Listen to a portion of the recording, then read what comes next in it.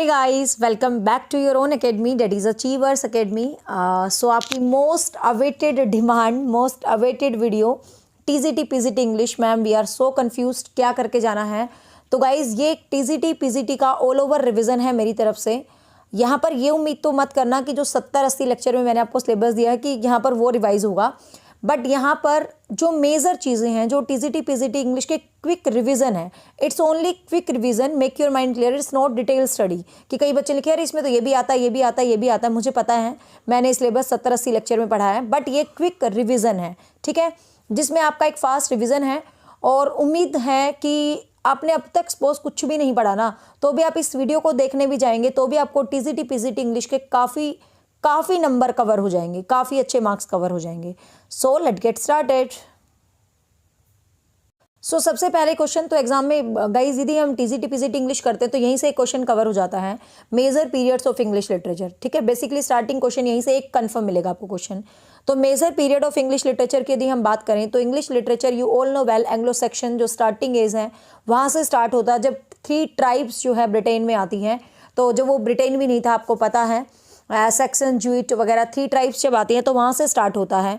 450 BC से 1066 में जो है ये स्टार्ट होता है। ठीक है, it's the first and starting period. इसके बाद आता है मिडल इंग्लिश। आपको टाइम पीरियड याद रखना, पेपर में टाइम ही पूछा जाता है। 1066 से 1500 का जो टाइम पीरियड है वो मिडल इंग्लिश पीरियड है। मिडल इंग्लिश पीरियड जिसको आप एज ऑफ चौसर भी कहते हैं, ठीक है, क्योंकि बेसिकली जोफ्री चौसर थे जो इसी एज के अंदर थे। Geoffrey Chaucer you all know well, father of English poetry.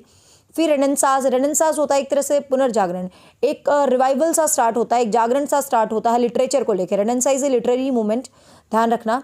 तो जिन्होंने ह्यूमनिज्म को, जैसे पेट्रोक वगैरह आता है, ह्यूमनिज्म को इंपॉर्टेंस देके लिटरेरी मूवमेंट चला था रेनेसांस, जो इटली के फ्लोरेंस शहर से शुरू होकर मूव होता रहा था। ठीक है, तो रेनेसांस का जो टाइम पीरियड था वो 1500 से 1660 था। बट इस टाइम पीरियड को हम लिटरेरी स्टडी करने के लिए 3 पार्ट्स में डिवाइड कर लेते हैं, 4 पार्ट्स में बेसिकली पढ़ने के लिए। First is Elizabethan age. Elizabeth is जिसमें एलिजाबेथ जो है रानी थी और जिसमें बैन जॉनसन और शेक्सपियर जैसे महान जो है पोइट आपके हुए थे। और एस्टेट की बात करें तो गाइज यहाँ पर आपको डीप जाने की जरूरत नहीं, सिर्फ ब्रिटिश लिटरेचर, इंडियन राइटिंग और अमेरिकन के 2-3 राइटर्स में से ही आपका पेपर पूरा कवरअप हो जाता है। आपको स्क्रीनिंग की तरह कैनेडियन, अफ्रीकन और ये सब पढ़ने की जरूरत है, जैसे DT+B और स्क्रीनिंग में हम ये सब भी पढ़ रहे हैं। लेकिन आपको एस्टेट के लिए सिर्फ British literature, Indian writing and American literature में इतना ही करना है पीजीटी के लिए। और टीजीटी वालों को तो गिने चुने सिलेक्टेड राइटर्स, ठीक है। ग्रामर, वोकेबलरी, हर चीज़ पे फोकस करेंगे, हर चीज़ का एक क्विक रिवीजन होगा यहाँ।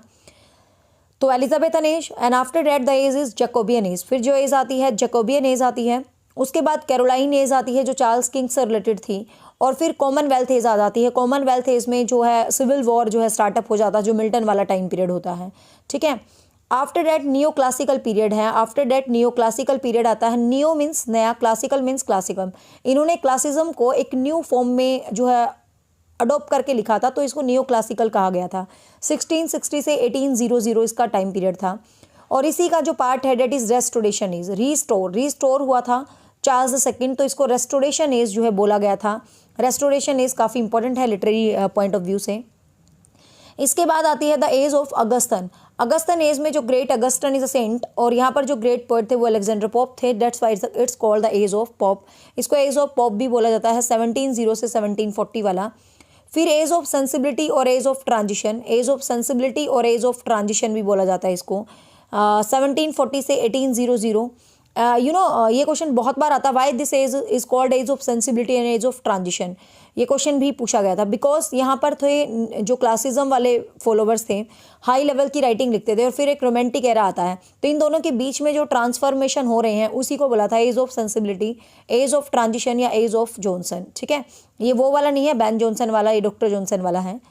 फिर 1800 से आपको जो मेन लिटरेरी मूवमेंट है, वैसे तो 1798 से ही लिरिकल बैलेट के साथ शुरू हो जाता है, बट बेसिकली इसका टाइम 1800 से 1830 माना जाता है। Romantic era, the revival of return of nature. इसके बाद जो एज आती है that is called Victorian age, but इसमें महारानी विक्टोरिया का टाइम पीरियड पूछा है तो 1837 से स्टार्टअप होता है, ठीक है। विक्टोरियन एज के बाद आती है Edwardian age and after that the T.S. Eliot modern age and last post modern and present age, जिसको आप कह सकते हो अब भी चल रही है। ठीक है। तो ये क्या है, सिंपल एक लिटरेरी एजेस हैं, you just know about the ages, कि आप पढ़ रहे हो इंग्लिश लिटरेचर के स्टूडेंट हो तो आपको पता होना चाहिए इंग्लिश लिटरेचर में ये सभी एजेस होती हैं, ठीक है। अब यहाँ से क्वेश्चन शायद एस्टेट में आए शायद ना आए, बट पूछ सकते हैं, अच्छा पेपर बनाएंगे तो। फिर इंग्लिश में कुछ सोरविजन्स थे, कुछ आप कहते हो डाइंसिटीज़ थी, जैसे कि हिस्ट्री में होती है ना, ये वंश आया ये वंश आया, एग्जैक्टली इंग्लिश लिटरेचर में सेम था। कुछ राजा लोग होते थे, उनके अंडर कुछ पोएट्स जो है काम करते थे। तो इनका आपको कुछ नहीं याद करना किसके अंडर क्या पोएट था, ये वाली चीज़ DSSS में पूछते हैं। आपको एस्टेट के लिए इनका सीक्वेंस याद करना है कि सबसे पहले नॉर्मन किंग्स थे, सबसे पहले जो डाइंसिटी थी सबसे पहले वो नॉर्मन किंग्स थी, जिसमें स्टार्टेड वाले राइटर मतलब ये जो किंग हुए। फिर प्लेंटाजेंट्स किंग थे, ठीक है। After that house of Lancaster जिसमें यूनिवर्सिटी विट्स वगैरह होते थे। द हाउस ऑफ यॉर्क, फिर था हाउस ऑफ यॉर्क के बाद टुडार डेंसिटी, जो शेक्सपियर से related, Tudor dynasty, okay, university wits Tudor में थे सॉरी, और स्टुअर्ट डेंसिटी, ठीक है। आपको यहाँ पर क्या याद करना है, और फिर हाउस ऑफ हैनोवर, आपको यहाँ पर देखो क्या याद रखना है, आपको सोरविजनिटीज़ के अकॉर्डिंग इनको अरेंज करना पूछ सकता है एग्जाम में। तो जस्ट आपको याद रखना है, सबसे पहले नॉर्मन किंग्स थे, देन प्लेटाजेंट्स किंग थे, फिर हाउस ऑफ लेंस्टर था, फिर द हाउस ऑफ यॉर्क था, फिर टुडार डेंसिटी थी and Stuart density, and the last is the house of Hanover, ठीक है। मतलब ये क्या है कि स्टार्टिंग में ये वाले राजा थे, इनके अंडर ये पोएट थे, यही कवि काम करते थे, फिर ये करने लगे, ये राजा आ गए। मतलब जैसे हम पढ़ते नहीं कि इतिहास में मौर्य वंश में ये वाले राजा थे, इस वंश में ये राजा थे, इस वंश में ये राजा थे। तो exactly same thing in English literature, just remember the name, nothing else for estate exam, ठीक है। अब एक क्विक रिविजन ले लेते हैं राइटर्स एजेस के बारे में, फिर बहुत कुछ करना है। अब आपको पता है ब्रिटिश लिटरेचर की जो फर्स्ट एज मानी जाती है, that is the age Chaucer to Shakespeare, ठीक है। पहली एज मानी जाती है बच्चे चौसर से शेक्सपियर की एज मानी जाती है। क्वालिटी में किसी को इशू लगे तो 3 डॉट होंगे आपके फ़ोन में यहाँ टॉप पे, उसको लेके उसको इंक्रीज़ कर लेना, आपको क्लैरिटी शो हो जाएगी। तो चौसर टू शेक्सपियर था। तो इसके अंदर सबसे पहले you all know well Geoffrey Chaucer born in London in 1340 में इनका बॉर्न हुआ था लंदन में। अब यहाँ पर मेन पॉइंट्स पे चलते हैं। जोफ्री चौसर को कहते हैं father of English poetry. Estate में सीधा क्वेश्चन आएगा, who is father of English poetry. Estate इतना डीप नहीं आता लिटरेचर के मामले में, जैसे कि आपका DSSS और स्क्रीनिंग एग्जाम आते हैं, ठीक है।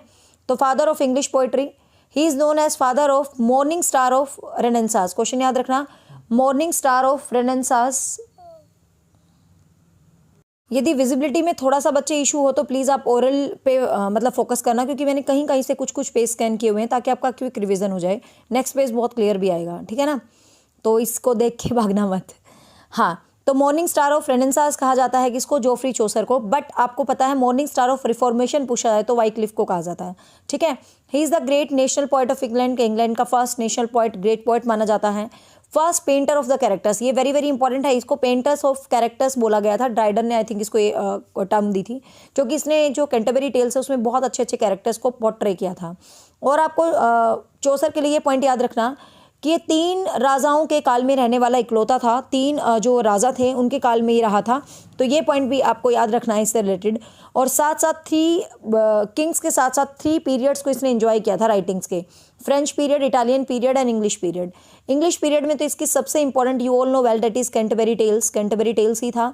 फ्रेंच पीरियड में रोमांस दी रोश, ठीक है, रोमांस ऑफ द रोजेस, ठीक है, ये इसका फ्रेंच राइटर डी लॉरिस और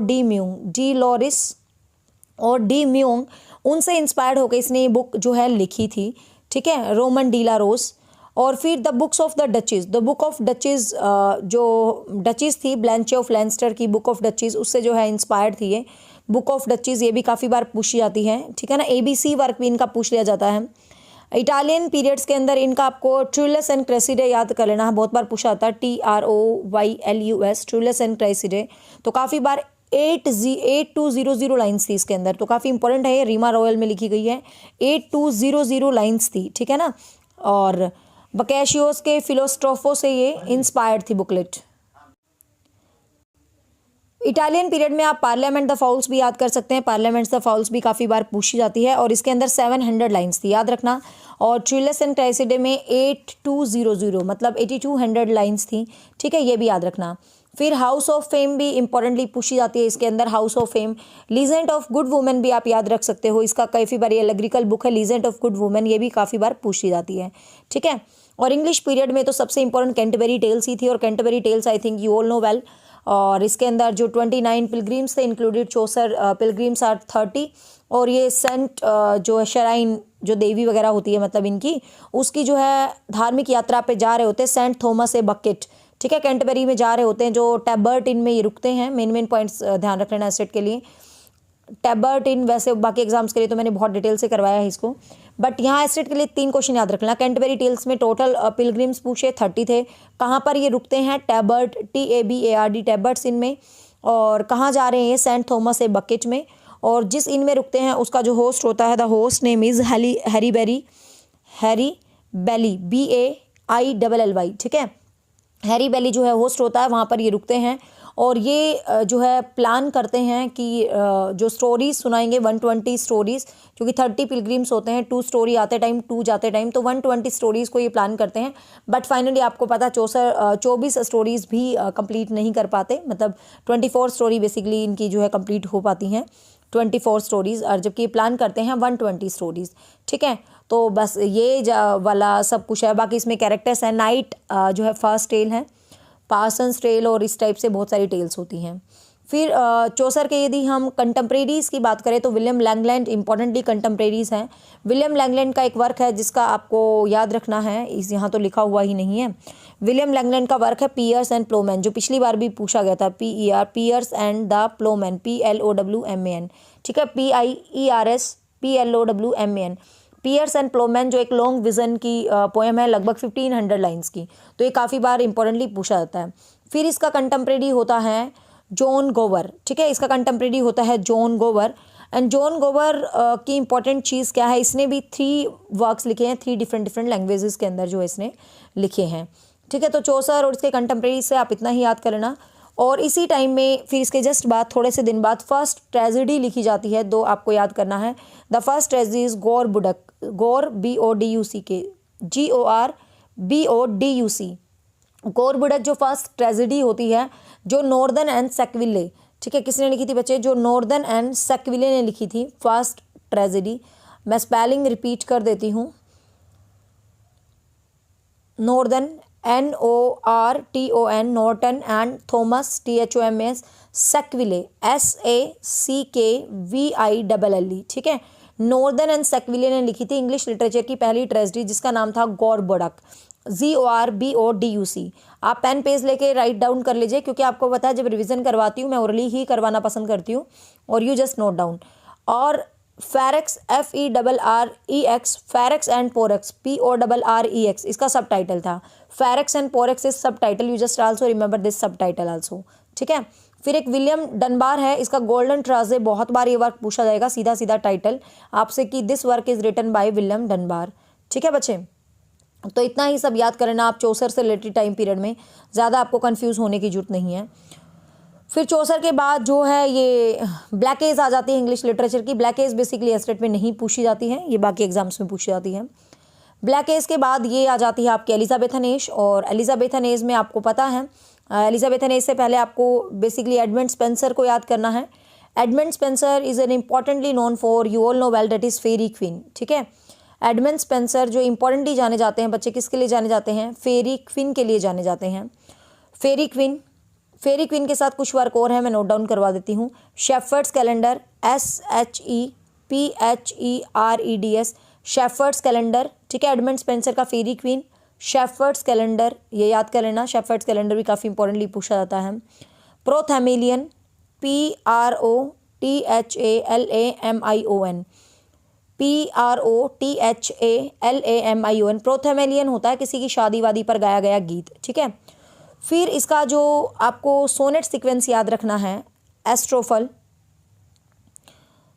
और एक मिनट, अमोर्टी, सॉरी, AMORETTI, ठीक है, इसका सोनेट सीक्वेंस का नाम होता है अमोर्टी, AMORETTI, जो पब्लिश हुआ था 1595 में। एग्जाम में पूछा जा चुका है कई बार। अमोर्टी 1595 में पब्लिश हुआ था। ये सोनेट सीक्वेंस था जो इसने एड्रेस किया था अपनी ही वाइफ, अपनी ही गर्लफ्रेंड, जिसका नाम था एलिजाबेथ बॉयल, ठीक है, एलिजाबेथ लिखे फिर BOYLE, ठीक है। ये स्पेंसर का एक सोनेट सीक्वेंस था जो आपको याद करना, और फेरी क्वीन इसका मेजर इंपॉर्टेंट था।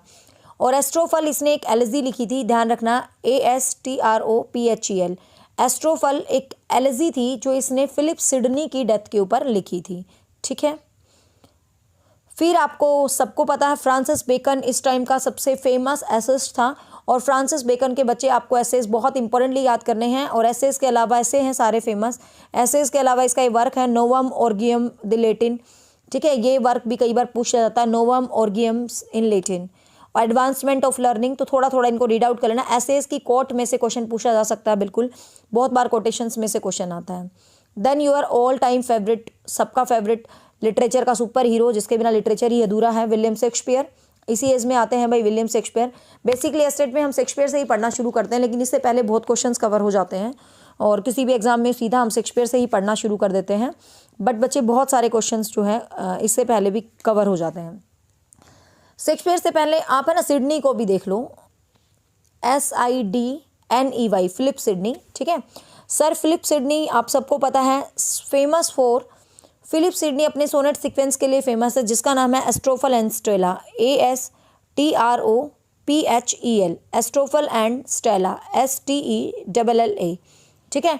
इनका सोनेट सीक्वेंस है एस्ट्रोफल एंड स्टेला, जो 1590 में पब्लिश हुआ था, जो इन्होंने लिखा था लेडी पेनिलोप के लिए। किसके लिए? लेडी PENELOPE, लेडी पेनिलोप के लिए इन्होंने जो है ये लिखा था। एस्ट्रोफल एंड स्टेला लेडी पेनिलोप के लिए जो है इन्होंने लिखा था, और लेडी पेनिलोप इनसे शादी नहीं करती है भाई। तो Astrophel is a kind of star lover and star beloved Stella, तो जैसे स्टार नहीं मिल पाते ना, उसी तरीके से ये नहीं मिल पाता, तो इसने सोनेट सीक्वेंस जो है लिखा था, ठीक है। फिर इसने एक इकोलॉजी भी लिखी थी। इकोलॉजी होता है जो 12 महीने पर बेस्ड होती है, जिसका नाम है अकार्डिया, ARCADIA, ठीक है। अकार्डिया work is also Philip Sidney, ठीक है। अकार्डिया work is also Philip Sidney. और एक इसका है apologise for the poetries, apologise for the poetries भी इसने लिखा था, जो इसने स्टीफन गोसन होते हैं एक राइटर, उनका जो स्कूल ऑफ अब्यूज़ है उससे मतलब इंस्पायर्ड होके जो है उसके कमेंट में इसने जवाब में लिखा था, ठीक है। फिर आप सबके चहीते, सबके फेवरेट विलियम शेक्सपियर, सबको विलियम शेक्सपियर की पूरी राम कहानी पता ही है, मैंने बहुत डिटेल से पढ़ा भी रखी है भाई, ठीक है, विलियम शेक्सपियर के बारे में। तो विलियम शेक्सपियर तो आप डिटेल से ही देख के जाएं, क्योंकि शेक्सपियर से तो क्वेश्चन कन्फर्म आने हैं, ठीक है। बट कुछ क्वेश्चन से याद रखना हो। विलियम शेक्सपियर का जो है पोएट थे, ड्रामेटिस्ट थे, 37 प्लेज लिखे थे, और 154 सोनेट्स जो है इन्होंने लिखे थे। 126 सोनेट इन्होंने डार्क लेडी को डेडिकेट किए थे, डार्क लेडी को, ठीक है। 26 सोनेट इन्होंने अडन, WH अडन, हमें नहीं पता ये अडन कौन था, मिस्टर अडन इनका फ्रेंड था, कौन था वी डोंट नो, उसको डेडिकेट किए थे इसने अपने सोनेट्स। 26 सोनेट्स जो है उसको डेडिकेट इसने किए थे।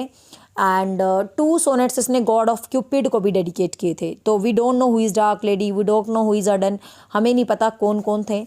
और शेक्सपियर आपको पता है ग्रेटेस्ट ड्रामेटिस्ट थे भाई इंग्लिश लिटरेचर के। स्टार्टिंग में इन्होंने कुछ कॉमेडीज़ लिखी थी, जैसे ये सभी work, love labour laws, 2 gentleman of Verona, midnight summer, ये इनकी ओपनिंग कॉमेडीज़ हैं जो बहुत ज़्यादा तो फेमस नहीं हो पाई। फिर इनकी जो फर्स्ट ट्रेजेडी है that is Romeo and Juliet. नाम से रोमियो एंड जूलियट ऐसा लग रहा है जैसे रोमांटिक सा कुछ होगा, बट ये ट्रेजेडी था, ठीक है। सेकेंड पीरियड में बेसिकली इन्होंने हिस्टोरिकल प्लेस ज़्यादा लिखे थे, और जो अपनी फेमस 2 कॉमेडी हैं as you like it and twelfth night, वो लिखी थी। थर्ड पीरियड में ये जो अपनी ट्रेजेडीज़ हैं इनको ये थर्ड पीरियड में जो अपने लिटरेचर की ले आए थे, ठीक है बच्चे, याद रखना। इनसे पहले जो होते हैं वो यूनिवर्सिटी विट्स होते हैं, वो यूनिवर्सिटी विट्स भी आपको पक्का पता होना चाहिए। इनसे पहले जो शेक्सपियर से पहले होते हैं जिन्होंने लिटरेचर में ड्रामास को लिखना शुरू किया था, दे आर यूनिवर्सिटी विट्स। तो you just remember the name of university wits. Exam में हर बार पूछा जाता है which one is not among the university wits. तो यूनिवर्सिटी विट्स में कौन कौन था भाई? Thomas Nashe, NASHE, Thomas Nashe. वैसे तो यूनिवर्सिटी विट्स को मैंने डिटेल से पढ़ा रखा है। थॉमस लॉज LODZE, ठीक है। Christopher Marlowe MARLOWE, sorry, Christopher Marlowe. Thomas kid, George पिले, रॉबर्ट ग्रीन, ठीक है। मीन्स ये आपको यूनिवर्सिटी विट्स में शामिल थे। इनको देखो मैं एक ट्रिक से याद करवाती हूँ आपको। यूनिवर्सिटी विट्स में 7 पीपल्स थे, ठीक है, 7 थे ये बेसिकली यूनिवर्सिटी विट। क्वेश्चन आता है यूनिवर्सिटी विट्स मतलब जो उस टाइम यूनिवर्सिटीज़ में पढ़े थे। क्वेश्चन आता है who is not among the university wits, university wit में शामिल कौन नहीं है। तो आपको याद रखना जो थॉमस किड है बच्चे, वो यूनिवर्सिटी विट्स में शामिल नहीं मान जाता, डाउट है। तो ऐसे याद कर लेंगे, किड होता है बच्चा, बच्चे को कौन यूनिवर्सिटी विट्स में शामिल करेगा, तो यूनिवर्सिटी विट्स के लिए याद रखना। तो ऐसे याद कर लेंगे, Thomas Nash, Thomas Nash NASH, Thomas के 3 किड थे, थॉमस के 3 किड थे। तो थॉमस किड KYD, ठीक है। रॉबर्ट ग्रीन था, ग्रीन पीले था, ठीक है, और लिली था, ठीक है, जॉन लिली, तो लीला पीला और ग्रीन, ठीक है, लीला पीला और ग्रीन। और ये लोजे, थॉमस लॉज था ना भाई, लोजे होता गाड़ी में घूम रहे थे नशे में, मारो इनको, मार लो, ठीक है। ऐसे बहुत इजीली आप याद कर सकते हो कि थॉमस के किड थे 3, कौन भाई, रॉबर्ट ग्रीन, जॉर्ज पीले, मतलब ये आपका जॉर्ज पीले हैं, लिली है, तो लीले पीले और ग्रीन 3 किड थे। तो किड हो गया, 4 बंदे हो गए। तो लॉजे मतलब गाड़ी में घूम रहे थे, नाश मतलब नशे में, मार लो मतलब क्रिस्टोफर मारो, मार लो इनको, ठीक है। तो ये इनसे क्वेश्चन हमेशा पूछा जाता है एग्जाम में कि who is among in university wits and who is not, तो आपको ध्यान रख लेना है, ठीक है। तो ये इनके जो है वर्क्स हो जाएंगे, तो बहुत ही डीप चीज़ें हो जाएंगी।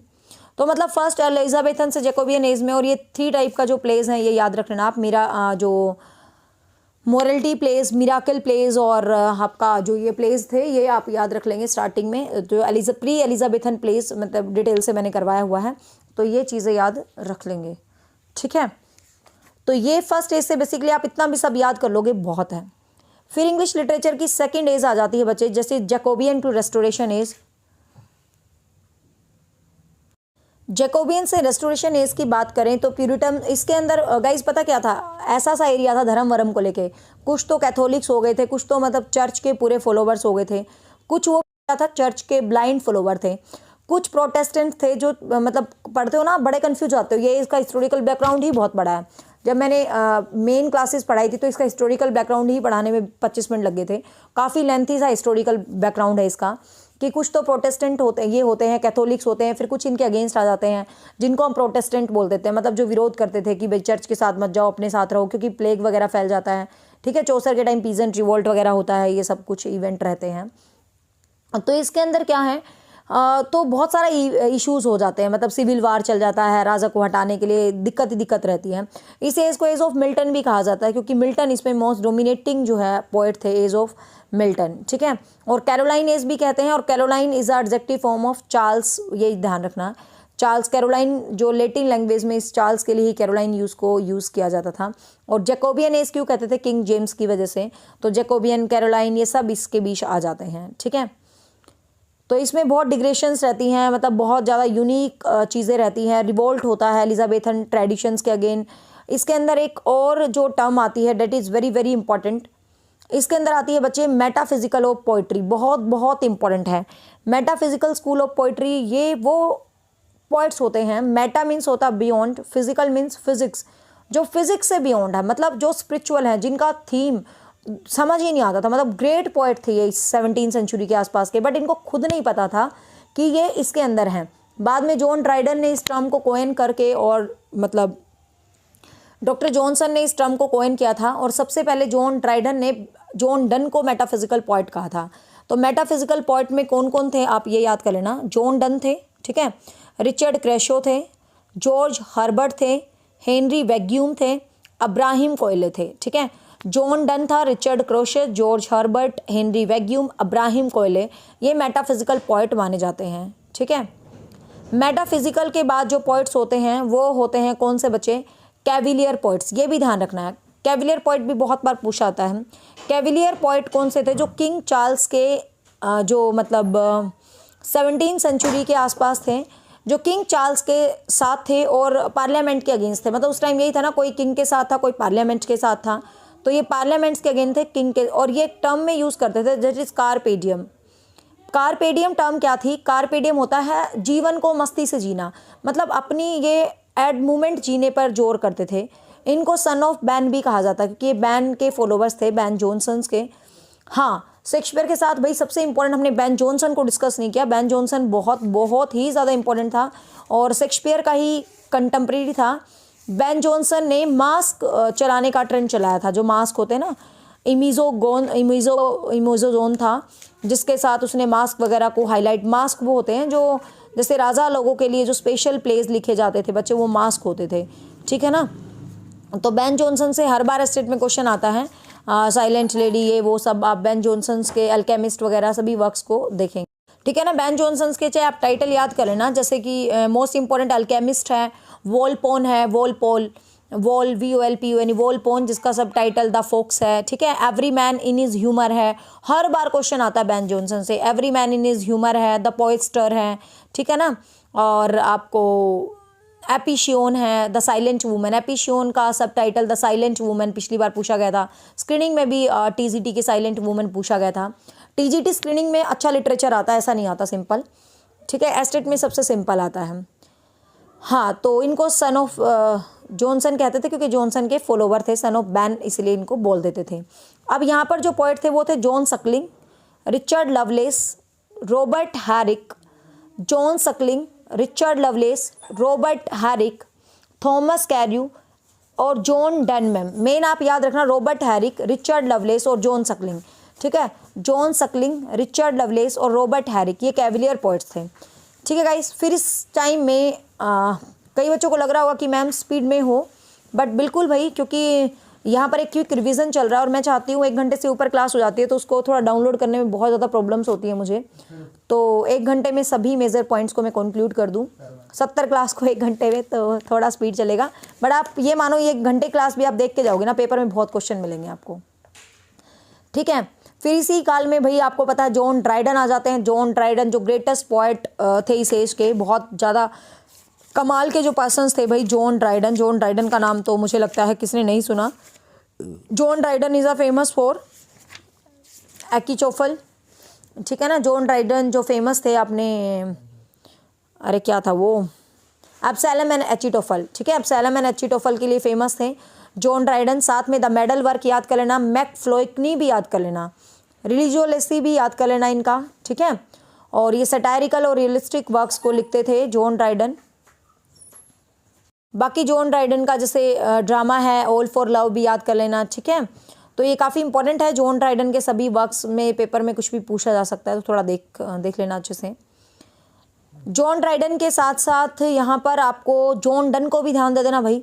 जॉन डन जो अपना मेटाफिजिकल पोएट था, जो फादर ऑफ मेटाफिजिकल पोएट माना जाता है जॉन डन। तो जॉन डन का डिवोशन ऑफ एमरजेंट ओकेजन्स है, जैसे एक बहुत फेमस डिवाइनिटी के ऊपर एसेज लिखे थे, ठीक है, जॉन डन ने। और यदि हम जॉन डन की बात करें तो उसकी फेमस पोएम्स हैं, आपको पता है, जिनके लिए जॉन डन बहुत ही ज़्यादा फेमस हैं। द गुड मॉरो सॉन्ग, कैननाइजेशंस है, वैलिडिक्शन है, ठीक है ना। और कंपास वाली जो कंपैरिजन है वो बहुत ज़बरदस्त है जॉन उसकी, ठीक है, जॉन ड्राइडन की। तो ध्यान रखना जॉन ड्राइडन को बेहतरीन तरीके से, जॉन डन सॉरी। फिर इसी टाइम में एक वेरी वेरी इंपॉर्टेंट जो रेस्टोरेशन एरा के आसपास आते हैं, that is William Congreve. William Congreve से भी क्वेश्चन डाल देता हमेशा।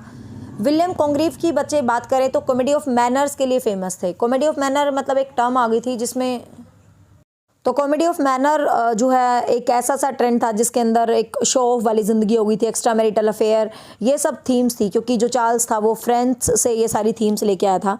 तो इसके अंदर विलियम कॉन्ग्रीव ही सबसे इंपॉर्टेंट थे। और विलियम कॉन्ग्रीव का the way of the world is most dominating, जो मीराबल और मीलामेंट वाला ड्रामा है सबसे ज़्यादा डोमिनेटिंग है इस एज का, ठीक है। All for love is also very very dominating of this particular era, ठीक है। All for love and way of the world ही आप फेमस रूप से याद करके रखेंगे, ठीक है। तो इस एज में थॉमस शेडवेल कोई खास जरूरी नहीं है एस्टेट के लिए।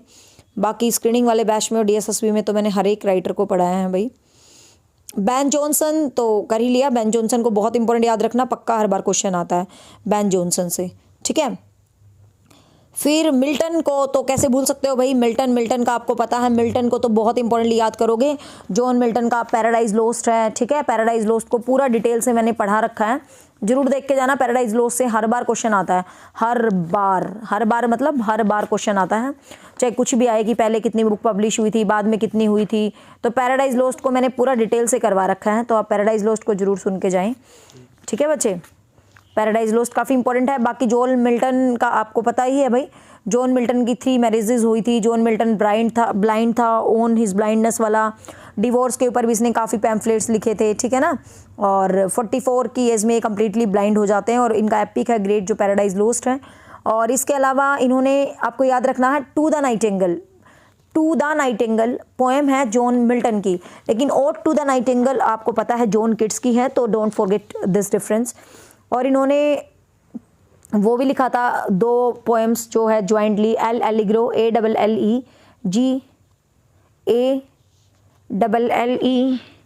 ALLEGRO, एल एलिग्रो और एल पेंसेरो PENSEROSO, एल पेंसेरोसो और एल एलिग्रो, ये इनकी दोनों है, ठीक है। फिर कोमस COMUS, कोमस एक मास्क लिखा था, ठीक है। लिसिडस एक एलिजी लिखी थी इन्होंने, ये एडवर्ड द किंग जो इनके फ्रेंड था उसके लिए, एडवर्ड किंग के लिए। तो काफ़ी इंपॉर्टेंट है मिल्टन को आप अच्छे तरीके से देख के जाएंगे। और ये भी मिल्टन की लाइन आपको पता ना, who also serve they wait for their turn on his blindness में, ये जो बोलता है, तो काफ़ी ग्रेट पोएट था भाई जॉन मिल्टन, ठीक है। फिर अगस्तन एज में बच्चे आप बेसिकली अलेक्जेंडर पोप को बहुत अच्छे तरीके से करके जाएंगे। अलेक्जेंडर पोप एक बहुत ग्रेट क्रिटिक थे। लोग कहते हैं कि हम भगवान से नहीं डरते बल्कि हम अलेक्जेंडर पोप से डरते हैं। मतलब इतना ज़्यादा अलेक्जेंडर पोप अपनी राइटिंग में किसी की 1 सेकंड में बेइज्जती कर देता था, मतलब बड़ा कमाल का बंदा था भैया अलेक्जेंडर पोप, तो लोग बहुत डरते थे इनसे। और पेस्टोरल्स, एसे ऑन क्रिटिसिज्म इनका फेमस वर्क है, एसे ऑन क्रिटिसिज्म।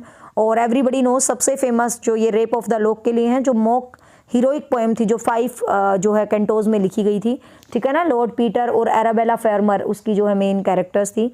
बेलिंडा जो है हीरोइन थी। एक बार एग्जाम में बेलिंडा की स्पेलिंग भी करेक्ट करनी पूछ रखी थी भाई। एपिस्टल ऑफ डॉक्टर अर्बथनोत, इसका एक फ्रेंड था तो उसके ऊपर इसने एपिस्टल ऑफ डॉक्टर अर्बथनोत लिखा था, जिसमें बहुत ज़्यादा क्रिटिक्स करा था पोएट। डनसियार्ड भी इंपॉर्टेंट है, डनसियार्ड, ठीक है। तो ऐसे उन क्रिटिसिज्म भी इंपॉर्टेंट है। रेप ऑफ द लोक भी, होमर और इलियड, ये भी याद करना, होमर्स और ओडिसी की ट्रांसलेट इसी ने किया था, ठीक है। ओडिसी, होमर्स की इलियड एंड ओडिसी की ट्रांसलेशन भी की थी। तो पोप काफ़ी फेमस है। पोप के साथ ही इसी एज में आप बेसिकली हेनरी फील्डिंग को भी देख के जाएंगे भाई। हेनरी फील्डिंग जो नोवेल के लिए फेमस है, जिस टॉम जोन्स के लिए फेमस है ना, ठीक है। The adventure of Joseph Andrew है, टॉम जोन्स है, तो हेनरी फील्डिंग को भी आप डिटेल से एक बार देख के जाएंगे। फिर जो रोमांटिक एरा आता है, रोमांटिक एरा तो मुझे लगता है मैंने यूट्यूब पे बहुत अच्छे से डिटेल से करवाया था, ठीक है। तो रोमांटिक एरा में बेसिकली आपको पता ही है, जो फादर ऑफ रोमांटिक मतलब आपका जो you can say priest of nature है, विलियम वर्ड्सवर्थ, जिसका लिरिकल बैलेड से ही रोमांटिक एरा स्टार्ट होता है, जिसमें लिरिकल बैलेड 23 जो पोएम्स का कलेक्शन होता है, S T. Coleridge and your William Wordsworth, जिसमें 19 पोएम तो विलियम वर्ड्सवर्थ की होती हैं और जो 4 रिमेनिंग पोएम है वो एस.टी. कोलरिज की होती हैं। और पहली पोएम होती है उसके अंदर द राइम ऑफ एंशिएंट मर्नियर, ठीक है। पहली पोएम होती है बच्चे राइम ऑफ एंशिएंट मर्नियर। और तो इसके सारे लोंगर पोएम जैसे lyrical ballads, prelude, recluse, Tintern Abbey और imitation of immortality, ode to duty, सब याद करेंगे आप वर्ड्सवर्थ की। सोनेट सीक्वेंस भी इसका, ये रिवर डर्डन वाला पूछा जा चुका कई बार। The river Duddon is a sonnet sequence. Sonnet is a 14 line collection, जो पोइट्री होती है वो सोनेट होती है। फिर छोटी छोटी पोएम्स भी पूछ सकते हैं इसकी, the world is too much with us, daffodils, the Milton, the Kuku, Lucy poems, ठीक है ना। सोलिटरी पर से भी पिछली बार स्टेंजा डाला हुआ था। फिर एस.टी. कोलरिज आपको पता है is a famous for कुबला Khan. कुबला Khan में एक्जेंडू जो जगह है वो भी पूछी जा चुकी है। एक्जेंडू जो जगह है जो वो ड्रीम वगैरह लेता है। Christabel, the rime of ancient mariner भी काफ़ी इंपॉर्टेंट जो है पोएम है, ठीक है। और टू डिजेक्शंस, ये सब आप याद रखना है। प्रोज वर्क था इनका, Biographia Literaria, literacy life, table talk भी याद कर लेना। लेक्चर्स ऑन शेक्सपियर भी काफ़ी बार पूछा जा चुका है related to S T. Coleridge. S T. Coleridge, William Wordsworth and Robert Southey, ये तीनों लेक पोइट कहलाते हैं, क्योंकि लेक डिस्ट्रिक्ट में रहते थे, इसलिए बच्चे ये तीनों क्या कहलाते हैं बच्चे, लेक पोइट्स जो है कहलाते थे, ठीक है। तो रॉबर्ट साउदी ये पूछ लेते हैं लेक पोइट कौन सा नहीं था, तो Wordsworth, Southey and S T. Coleridge, ठीक है। इंचकेप रॉक इसकी काफ़ी ज़्यादा फेमस पोएम है, काफ़ी फेमस पोइट्री है। इंचकेप रॉक्स बहुत बार पूछी जाती है एग्जाम में। फिर वॉल्टर स्कॉट एक हिस्टोरिकल जो पर्सन है, हिस्टोरियन नोवेलिस्ट लिखने के लिए जो पर्सन है, वॉल्टर स्कॉट जो है हिस्टोरियन नोवेल लिखने के लिए बहुत ज़्यादा फेमस थे, ठीक है भाई। तो आप इसको याद कर सकते हैं। फिर पी.बी. शैली आपको पता है एक रिवोल्यूशनरी पोइट है। परफेक्ट सिंगिंग ऑफ गॉड, इसका जो इसको एक्नोलेजमेंट जो पोइट्स के लिए डायलॉग मारता है, poet is acknowledge legislator of the world, ऐसा डायलॉग मारता है पी.बी. शैली। इसका ये डायलॉग भी याद कर लेना। और पी.बी. शैली काफ़ी रिवोल्यूशनरी भी था और इसने इस्लाम के विरुद्ध भी रिवोल्ट कर दिया था एक बार, नेसेसिटी ऑफ एथिज्म जो लिखा था, तो तो इसको स्कूल वगैरह से भी निकाल दिया गया था। पीबी शैली एक काफ़ी ज़बरदस्त तरीके से रिवोल्यूशनरी जो है पोएट था, ठीक है। To the skylark, ode to west wind, इनकी हाइम ऑफ इंटेलेक्चुअल ब्यूटी काफ़ी फेमस है। अडोनियाज भी। फिर जॉन कीट्स आपको पता है, जॉन कीट्स तो सबको पता, भी छोटी सी उम्र में इतना फेमस होने वाले, बहुत ही अच्छे ब्यूटी के वर्क लिखा था। A thing of beauty is joy for ever, बहुत बहुत इंपॉर्टेंट लाइन है। हम हमेशा कुछ भी नेचर की चीज़ देखते हैं और उसके नीचे स्टेटस कैप्चर कर देते हैं, thing of beauty is joy forever. तो this particular line given by John Keats, Endymion से थी ये लाइन, तो काफ़ी इंपॉर्टेंट है। तो एंडीम्योन है, Isabella, the plot of basil, Hyperion, ठीक है, ये इसके फेमस वर्क हैं। आप सबका टाइटल जो है याद रखेंगे। जेन ऑस्टन जो है इसका इस टाइम की नोवेलिस्ट थी, इसको हम विक्टोरियन में भी मान लेते हैं, मतलब स्टार्टिंग में, या फिर एंड ऑफ रोमांटिक्स, रोमांटिक में ले लो, ठीक है। जेन ऑस्टन एक द प्योर नोवेल लिखने वाली, जो लव मैरिज की थीम पर बेस्ड थी, और सबसे इंपॉर्टेंट बात, शी इज़ अनमैरिड, ठीक है, बट इसकी जो हर थीम होती थी वो मैरिज से रिलेटेड होती थी। तो इसके जो फेमस वर्क हैं, जिसमें एमा आप याद कर लेना टाइटल, एमा, और sense of sensibility and pride and prejudice, आपको पता है ये तो बहुत ही ज़्यादा फेमस हुआ था, इस पर तो मूवी भी बनी थी ऐश्वर्या राय की, ठीक है ना। और चार्ल्स लैम्ब भी आप देख सकते हो, ऑटोबायोग्राफिकल वर्क लिखने वाला इंग्लिश का एसेस्ट था Charles Lamb. Prince of English essayist माना जाता है चार्ल्स लैम्ब को, फादर ऑफ एसेस बेकन को माना जाता है, but prince of English essayist Charles Lamb को माना जाता है, प्रिंस, ठीक है। तो ये चार्ल्स लैम्ब काफ़ी ज़्यादा फेमस जो है राइटर हैं। फिर बच्चे आप विक्टोरियन एज में जो पोइट्स हैं, जैसे टेनिसन है, रॉबर्ट ब्राउनिंग है, इनको आप अच्छे से करके जाएंगे रिवाइज। मेन जैसे टेनिसन का मेमोरियम है, प्रिंसेस है, ठीक है, तो टेनिसन को देखेंगे आप। फिर रॉबर्ट ब्राउनिंग तो बेस्ट करके जाना, हर बार क्वेश्चन डालते ही हैं रॉबर्ट ब्राउनिंग से। तो रॉबर्ट ब्राउनिंग आपको पता है ड्रामेटिक मोनोलॉग्स का मास्टर था। ड्रामेटिक मोनोलॉग मतलब जब हम खुद में ही हमें ऐसा लगता है कि कोई हमें सुन नहीं रहा, बट स्टेज पे बंदा बोल रहा है और पब्लिक उसको सुन रही होती है, तो ड्रामेटिक मोनोलॉग के लिए फेमस रॉबर्ट ब्राउनिंग थे। और इनकी एक फेमस पोएम है, सारी की सारी इंपॉर्टेंट हैं, द लास्ट राइड टुगेदर। मतलब इतना ऑप्टिमिज्म था कि वो बिलव्ड छोड़ के जा रही है तो भी ये कहता है रोने से क्या फ़ायदा, जो भी मोमेंट है उसको जियो भाई, last ride together. My last duchess भी बहुत अच्छी पोएम है।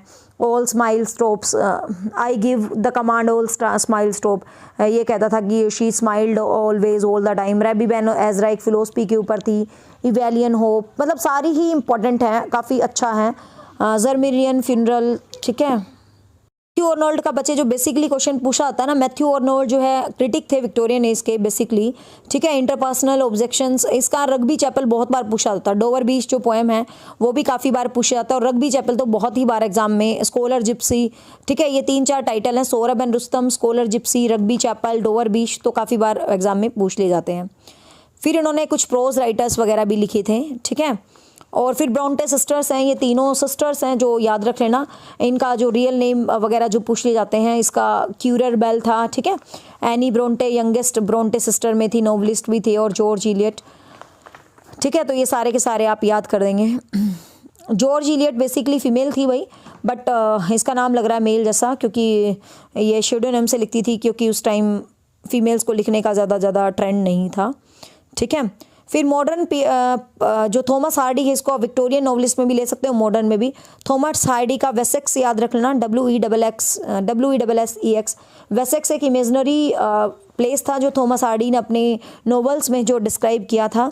थॉमस हार्डी के जूड द ऑब्सक्योर आप पक्का याद कर लेना, Jude the obscure, of return of the native, mayor of Casterbridge, mayor, Tess of d'Urbervilles, ठीक है, इसमें वो लड़की बड़ी अच्छी सी कहानी है।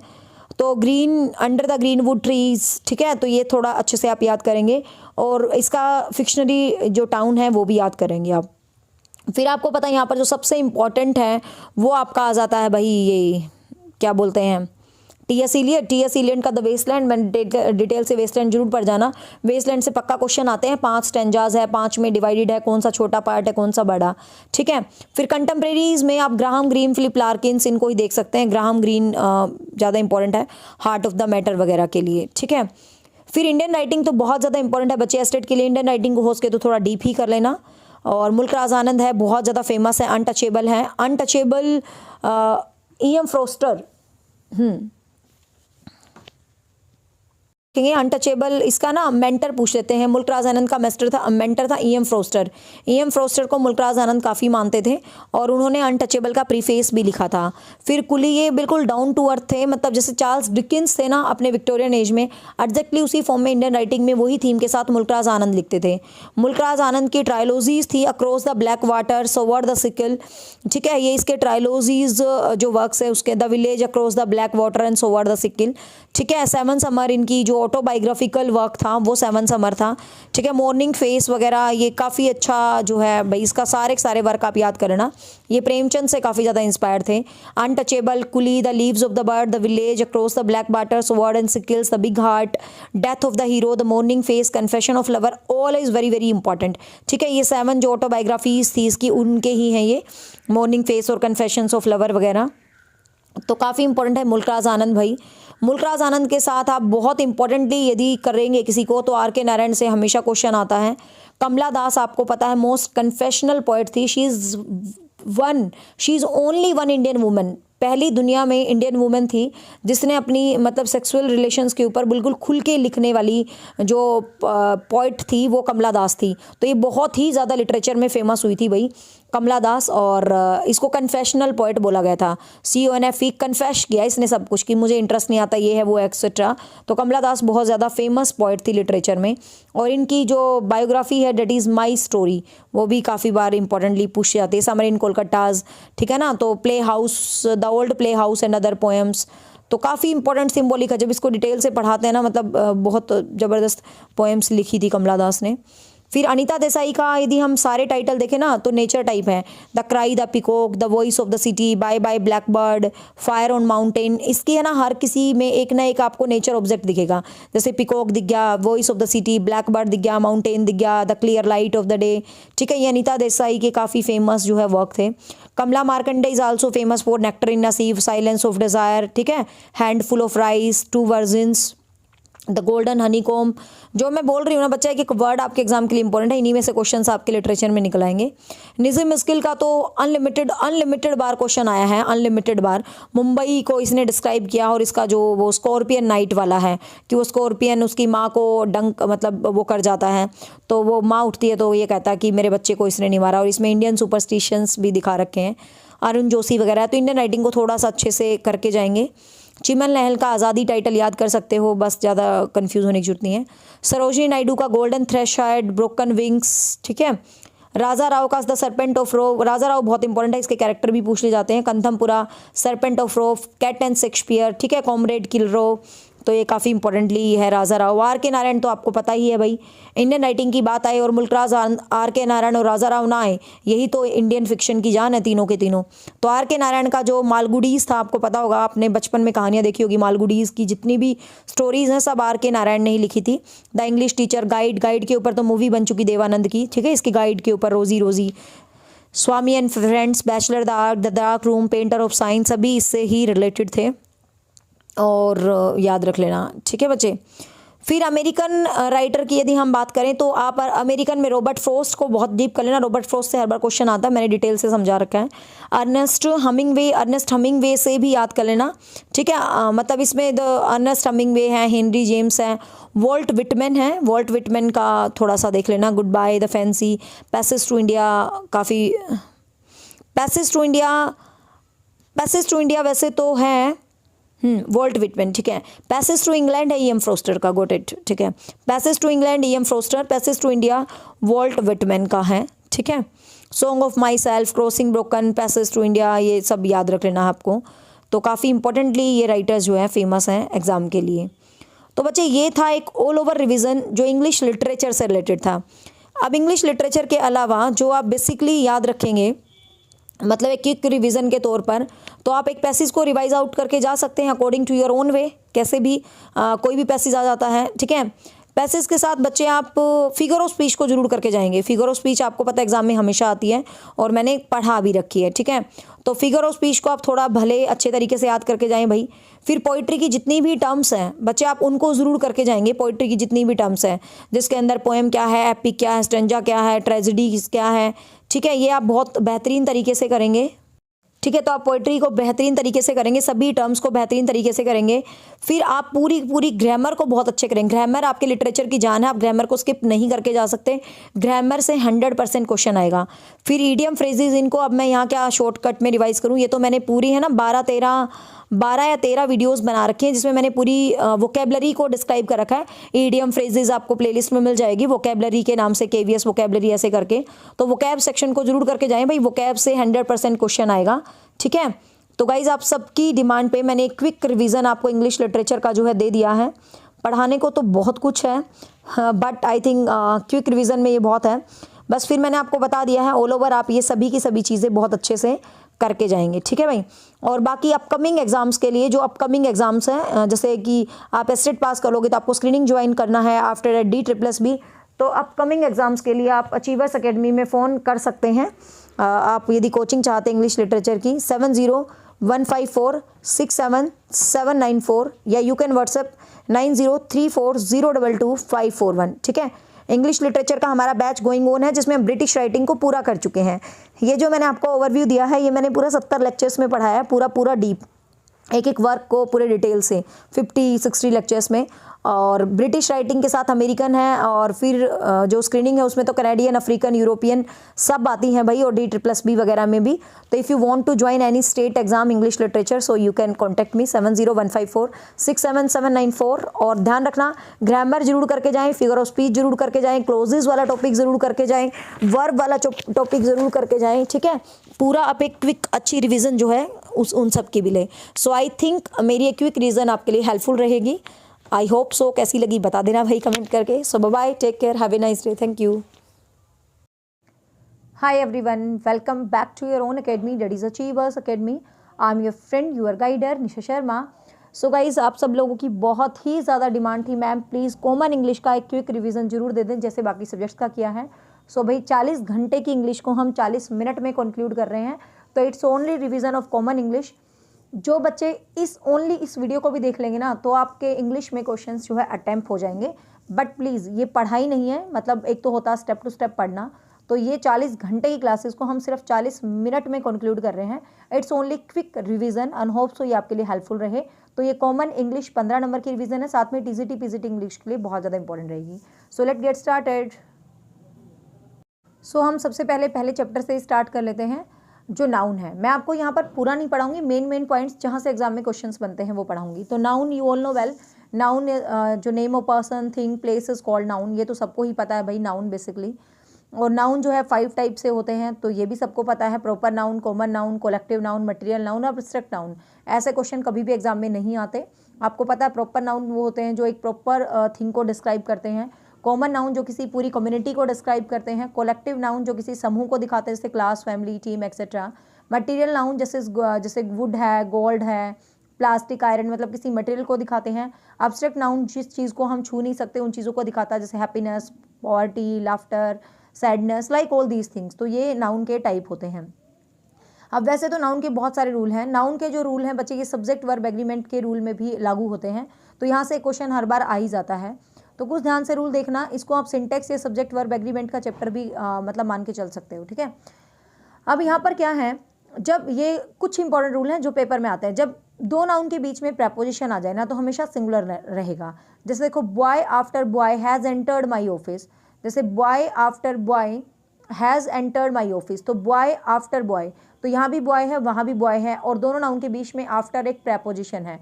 तो इनके बाद जो आपका मतलब वर्ब यूज़ होता है गाइज, वो हमेशा सिंगुलर होता है। Boy after boy has entered in my office, क्योंकि देखने में आपको क्या लग रहा है कि लड़के के बाद लड़का, वैसे डिटेल से मैंने सब्जेक्ट वर्ब एग्रीमेंट में करवाया था कॉन्सेप्ट।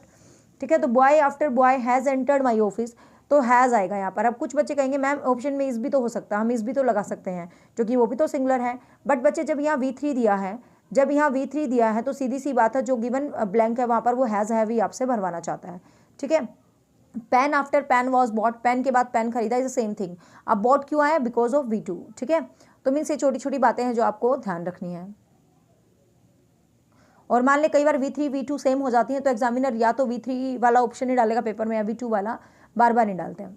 अब ये वाला एग्जाम्पल है, ये तो मुझे लगता है एस्टेट का पता नहीं क्यों फेवरेट है, हर बार ही पेपर में आ जाता है। Not for estate her exam के लिए इंपॉर्टेंट है इंग्लिश।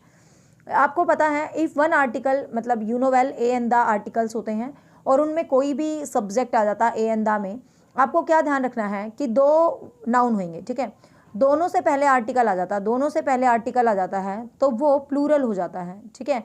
एक से पहले आर्टिकल आता है, एक से पहले नहीं तो सिंगुलर है। कैसे, मैं एग्जांपल से क्लियर करती हूँ।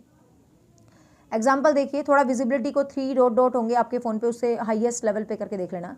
The director and secretary is going to Chandigarh. अब देखो the director and secretary is going to Chandigarh, तो ये द डायरेक्टर है एंड सेक्रेटरी, ध्यान से देखो, द डायरेक्टर एंड सेक्रेटरी। अब यहाँ पे भी दा है, यहाँ पे भी दा है, इसका मतलब director is different person and secretary is different person, ये दोनों डिफरेंट पर्सन है तो यहाँ पर आर आएगा, ठीक है। लेकिन फर्स्ट सेंटेंस में देखो द डायरेक्टर एंड सेक्रेटरी, इसका मतलब जो डायरेक्टर कहते हैं ना, जो प्रिंसिपल है वही तो टीचर है, तो ये एक ही बंदा है, तो यहाँ पर सिंगुलर हेल्पिंग वर्ब आएगा। और ये क्वेश्चन बहुत बार एग्जाम में आता है, बच्चे गलत करके आते हैं। मीन्स आपको सीधा से याद रखना, नाउन है, यहाँ भी नाउन है, दोनों एंड से कनेक्ट है। यदि इसके आगे भी आर्टिकल आए, इसके आगे भी आर्टिकल आए तो प्लूरल हेल्पिंग वर्ब रहेगा, ठीक है। अब ये तो बताने की छुट्टी ना, सिंगुलर क्या होता है, इज एम आर मतलब वॉज वर, इनमें से इज है, एम है, वॉज है, हैज़ है, तो ये सिंगुलर फॉर्म में काम करते हैं। आर है, वर है, हैव है, ये प्लूरल फॉर्म में काम करते हैं, प्लूरल हेल्पिंग वर्ब होते हैं, it's the kind of auxiliaries verb होते हैं ये। अब ये देखो, a horse and a carriage are ready for, तो a horse and a carriage, तो एक हॉर्स है एक कैरीज है, तो दोनों के आगे ए आर्टिकल आ गया, इसलिए यहाँ पर क्या लगा बच्चे, आर लगा। तो ये एग्जाम्पल काफ़ी बार आता है, ध्यान रखना। फिर ये कुछ वर्ड होते हैं, यहाँ से भी मतलब यहाँ से क्वेश्चन कन्फर्म आता ही आता है एग्जाम में, ठीक है, कन्फर्म। जैसे हॉर्स एंड कैरीज है तो एक घोड़ा गाड़ी, तो मतलब वो घोड़ा गाड़ी जुड़ी हुई है तो ईज आ जाएगा। मीन्स आपको बस सीधा सा रूल ये ध्यान रख लेना है। फिर आपको पता है ईच एंड एवरी के बाद चाहे कितने भी नाउन आ जाए, चाहे कैसे भी नाउन आ जाए, बच्चे वो सिंगुलर फॉर्म में ही रहेंगे। जैसे देखिए, each boy and each girl, तो हर लड़का और हर लड़की, तो ये नहीं सोचना कि बहुत सारे लड़के हो गए बहुत सारे लड़की। हैज़ डन होमवर्क, ठीक है। Each of the student has, तो ईच ऑफ द स्टूडेंट्स, यहाँ पर स्टूडेंट्स था ना, तो बच्चे स्टूडेंट्स को देख के क्या लगाते हैं, हैव लगा देते हैं। बट बच्चे मेक योर माइंड क्लियर, चाहे सिंगुलर आए चाहे प्लूरल आए, ईच के बाद वट एवर कोई भी नाउन आए, आपको वहाँ पर प्लूरल ही हेल्पिंग वर्ब को ऐड ऑन करना है। फिर आपको ना ये वर्ड हैं कुछ, ये स्पेसिफिक वर्ड हैं, आपको याद रखना है, स्क्रीनशॉट ले सकते हो बेशक, और विजिबिलिटी कम हो तो I am sorry for that, क्योंकि जो मेरे पास था फिलहाल मैंने क्योंकि रीज़न के लिए उसको चूज़ किया, बट आप मेरे सुन लोगे तो भी क्वेश्चंस आ जाएंगे। As well as, along with, like, not, together, rather, unlike, no less, nothing और डोमिनेटिंग, एक्सेप्ट, ये वाले वर्ड जहाँ पर भी आ जाएं, मतलब कहीं पर भी आ जाएं, तो then first subject will be considered. तो फर्स्ट सब्जेक्ट जो है कंसीडर होता है अपना, मतलब जो अपना हेल्पिंग वर्ब लगता है वो फर्स्ट सब्जेक्ट के अकॉर्डिंग। कैसे, आपको ये वर्ड ध्यान रखना है, as well as, along with, like, not, together, rather, ठीक है। जैसे देखिए, Naveen as well as girl, Naveen as well as girls, अब यहाँ पर गर्ल्स है और यहाँ पर फिलिंग इन द ब्लैंक देगा पेपर वाला, तो आप सोचोगे यार नवीन और लड़कियाँ, ये तो बहुत सारे बंदे हो गए तो बहुवचन लगा देंगे, लेकिन ध्यान रखना एज वेल एज से कनेक्टेड है। तो मैंने बोला जब इन शब्दों से कनेक्टेड हो कोई भी शब्द, as well as, accompanied, guide, dominating, कुछ भी है, जब इन शब्दों से कनेक्टेड हो बच्चे, तो आपको फर्स्ट जो है उसके हिसाब से हेल्पिंग वर्ब लगानी है। तो नवीन के हिसाब से यहाँ पर इज लग गया, ध्यान रखना। ये वाला क्वेश्चन पेपर में भी आया था, ये वाला question, I with my friends dash going to Shimla, तो आई विद से जुड़ा है, ये शब्द आपको ध्यान रखना। तो I with my friends M, ठीक है, तो एम आ गया। If the two nouns come after neither, NOR, either, और, नॉट ओनली, बट आल्सो, ठीक है, यदि यहाँ से मतलब टू नाउन आ जाते हैं, जैसे आइदर, नोर, बट ओनली, ये वाले जो पेयर आ जाते हैं तो सेकंड वाले के अकॉर्डिंग लगेगा, ठीक है। ये पेयर आ जाए तो सेकंड वाले के अकॉर्डिंग, जैसे देखिए, neither you NOR I am taking tea, तो नाइदर यू नोर आई, तो सेकंड के हिसाब से। जब वो वाले वर्ड थे एज वेल एज और एक्सेप्ट और जो मैंने बताए, तो फर्स्ट के हिसाब से आएगा विद वगैरह, और नाइदर नोर ये जो पेयर वाले होते हैं ना, पेयर वाले, तो ये पेयर वाले जब आ जाएं तो आपका जो सेकंड वाला होगा वर्ब, मतलब जो सेकंड वाला नाउन होगा आपका उसी के अकॉर्डिंग हेल्पिंग वर्ब लगेगा, मतलब सेकंड वाले नाउन के अकॉर्डिंग। जैसे नाइदर यू नोर आई, ठीक है, आई के अकॉर्डिंग यहाँ पर एम आएगा, यू के अकॉर्डिंग नहीं आएगा आर, ठीक है। आइदर द बॉयज़ और शी, अब बॉयज़ है और शी है, तो आपको ध्यान रखना आइदर, नाइदर, नोर, ये जो पेयर्स होते हैं, नॉट ओनली, ये जो पेयर्स होते हैं, तो इनमें जो सेकंड वाला नाउन होता है हमेशा उसी के अकॉर्डिंग हेल्पिंग वर्ब लगता है, ठीक है। अब ये तो सार्वभौमिक रूल है, सबको पता है भाई।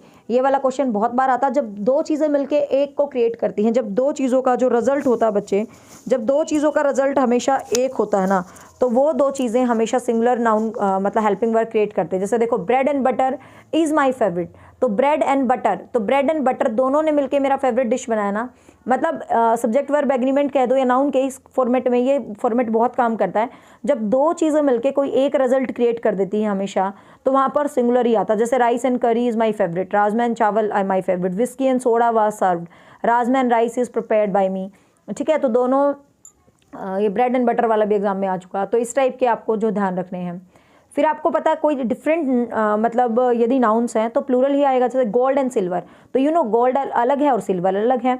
ठीक है, gold and silver are precious metal आ जाएगा। ठीक है, तो भाई इस तरीके से इसमें ना बहुत सारे रूल्स होते हैं, तो ये जो है आपको सारा बेसिकली ध्यान रख लेना है। ओके, फिर आपको ये ध्यान रखना है कि कौन से वर्ड हैं जो हमेशा सिंगुलर में प्रयोग होते हैं, कौन से वर्ड हैं जो हमेशा प्लूरल में प्रयोग होते हैं। ठीक है, इस टाइप से आपको जो चीज़ों को माइंड में सेट कर लेना है। ये वाला क्वेश्चन यहाँ से भी निकल जाता है। जैसे ये वर्ड है, आपको ध्यान रखना है जो ऑलवेज सिंगुलर में आते हैं। जैसे ज्वेलरी है, इंफॉर्मेशन है, जैसे ज्वेलरी है, इंफॉर्मेशन है, क्रोकरी है, एडवाइस है, evidence, bread, poetry, work, stationery, hair, knowledge, furniture, postage, mischief, wastage, scenery, luggage, fuel. ठीक है, इक्विपमेंट्स, फ्रूट, फ्लिथ होता है कूड़ा। ये जो वर्ड होते हैं बच्चे हमेशा सिंगुलर में आते हैं। जैसे आपको पता है ना, knowledge is power, bread was bought for me. ठीक है, fruit is sold, but fruits आ जाए मतलब तो आपको पता है वो प्लूरल हो जाता है। बट आप ये चीज़ ध्यान रखना, इन शब्दों के आगे, जैसे आपको पता है फर्नीचर है सिंगुलर में आता है, बट इन शब्दों के आगे ये शब्द लग जाए, a piece of, all kind of, piece of, packets of, यदि ये शब्द लग जाते हैं किसी आइटम्स या वैरायटी के आगे तो प्लूरल बन जाता है। देखो पीस ऑफ इंफॉर्मेशन, आपको पता है इन्फॉर्मेशन इज होता है, इन्फॉर्मेशन आर नहीं होता कभी भी बच्चे, इन्फॉर्मेशन हमेशा सिंगुलर ही होता है, इन्फॉर्मेशंस नहीं होता, इन्फॉर्मेशन ही होता है, तो इज आएगा, सबको पता है इस चीज़ का। लेकिन ये आ जाए पीस ऑफ इंफॉर्मेशन तो इज नहीं आएगा, आर आएगा। मीन्स इन नाउन्स के आगे यदि piece of, packets of, all kinds of लग जाता है तो मतलब प्लूरल आ जाता है। ठीक है, तो ये चीज़ आपको ध्यान रखनी है। क्लियर? तो इस टाइप से आप बेसिकली नाउन के पॉइंट्स के साथ जा सकते हैं। और अपोस्ट्रोफी आपको पता होगा ना, अपोस्ट्रोफी एस किसके साथ आता है। जैसे मैं कहूँ राम्स पुस्तक, तो ह्यूमन बीइंग के साथ आता है, लेकिन नॉन लिविंग के साथ हम अपोस्ट्रोफी ऐसे लगाते हैं। टेबल्स लैग, जैसे आ जाए टेबल्स लैग, ये बहुत बार आ जाते हैं ऐसे टेबल्स लैग, तो ऐसे टेबल्स लैग नहीं होता, लेग ऑफ टेबल होता है। ठीक है, जब ये नॉन लिविंग के साथ अपोस्ट्रोफी लगाते हैं तो लेग ऑफ करके लगाते हैं, the leg of table was broken आएगा, ना कि the tables lag was broken. Table is not living thing. ठीक है, तो इस तरीके से जो चीज़ें आती हैं। वैसे तो काफ़ी लंबा चौड़ा है ये चैप्टर, बहुत बड़े बड़े रूल्स हैं। अब प्रोनाउन में मेन पॉइंट है, आपको टाइप ऑफ प्रोनाउन तो इतना नहीं पूछा जाएगा, कुछ चीज़ें हैं जहाँ से हर बार क्वेश्चन निकालता है ये। जैसे विच और वाला जो कॉन्सेप्ट है वहाँ से हमेशा क्वेश्चन निकाल ही देता है ये प्रोनाउन का। ये वाला ठीक है, हु, हुज और विच वाला। हु आता आपको पता है हु किसके लिए आता है, who is used before the verb, जैसे हुज बिफोर नाउन होता है। जैसे देखो हु सब्जेक्टिव केस में लगता है, हुज पॉजेसिव केस में लगता है, हुम ऑब्जेक्टिव केस में लगता है। मतलब सब्जेक्टिव केस का मतलब जैसे ये फर्स्ट वाला जो केस होता है इसको सब्जेक्टिव बोलते हैं, जैसे आई लाइक यू। ठीक है, तो ये सब्जेक्टिव केस है, ये ऑब्जेक्टिव केस है। ठीक है, और बीच वाला क्या है बच्चे, वर्ब है। तो यहाँ से ये वाला एग्जाम्पल है जो काफ़ी बार एग्जाम्स में पूछा आता है। जैसे जो विच होता है ना, विच, ये बहुत बार आता है विच वाला एग्जाम्पल। जब आपको बहुत सारी चीज़ों में से किसी एक को सिलेक्ट करना हो ना तो विच आता है। जैसे देखो which is your brother in this class, अब आप कहोगे मैडम मेरा भाई क्या कोई चीज़ है जो मैं विच लगाऊं। ठीक है, लेकिन ऐसे ही एग्जाम्पल हर बार आते हैं, which is your brother in the class, कि इस क्लास में आपका भाई कौन है। तो आपको जब कईयों में से एक को चूज़ करना हो, चाहे वो लिविंग है या नॉन लिविंग, तो आप विच लगाते हैं उस सेंस पे। ठीक है ना, विच सर्वेंट स्टोल योर पेन। और हुज तो आपको पता है, हुज सन इज डॉक्टर, भाई किसका वाली सेंस में, किसका बेटा डॉक्टर है, तो हुज लगाते हैं। ठीक है, क्या लगाते हैं हम, हुज लगाते हैं। जैसे the Puneet is whose son is doctor, भाई वो पुनीत है जिसका बेटा डॉक्टर है। ठीक है, तो याद रखना हु से पहले सब्जेक्टिव प्रोनाउन आता है और हु के बाद हमेशा वर्ब आती है। जैसे it is I who teach you grammar, it is I who teach you grammar. तो टीच के बाद मतलब जब ये हु आता है तो इसके बाद हमेशा वर्ब जो है फॉलो करती है इट। और याद रखना हु से पहले हमेशा सब्जेक्ट ही आएगा, सब्जेक्टिव केस ही आएगा। जैसे देखो it is me who teach you grammar, ये रॉन्ग है। क्यों? क्योंकि हु से पहले मी ऑब्जेक्टिव केस है, ये नहीं आ सकता। तो इस तरीके से मतलब भाई प्रोनाउन यदि मैं पढ़ाने लगी तो 1 घंटा ही हो जाएगा। प्रोनाउन का तो काफ़ी लंबा चौड़ा राम कहानी है, मेन पॉइंट्स पे ही चलते हैं। आर्टिकल्स देखो बच्चे, आपको बेसिक आर्टिकल तो सबको पता है, ए कहाँ यूज़ होता है और एन कहाँ। साउंड्स के साथ जाना, मैं मेन इसके ओमिशंस बताती हूँ जो एग्जाम में आते हैं। आपको पता है ए एन, जो कॉन्सोनेंट साउंड होती है ए यूज़ होता है, और जो वोवल साउंड्स होती हैं एन। साउंड्स बोला है मैंने, ए एन दा यू, बचपन वाला जो 5 वर्ड लिखने वाला ट्रेंड है वो छोड़ दो, साउंड्स की बात है, ठीक है। साउंड्स के अकॉर्डिंग चीज़ें जो है मैनेज होती हैं।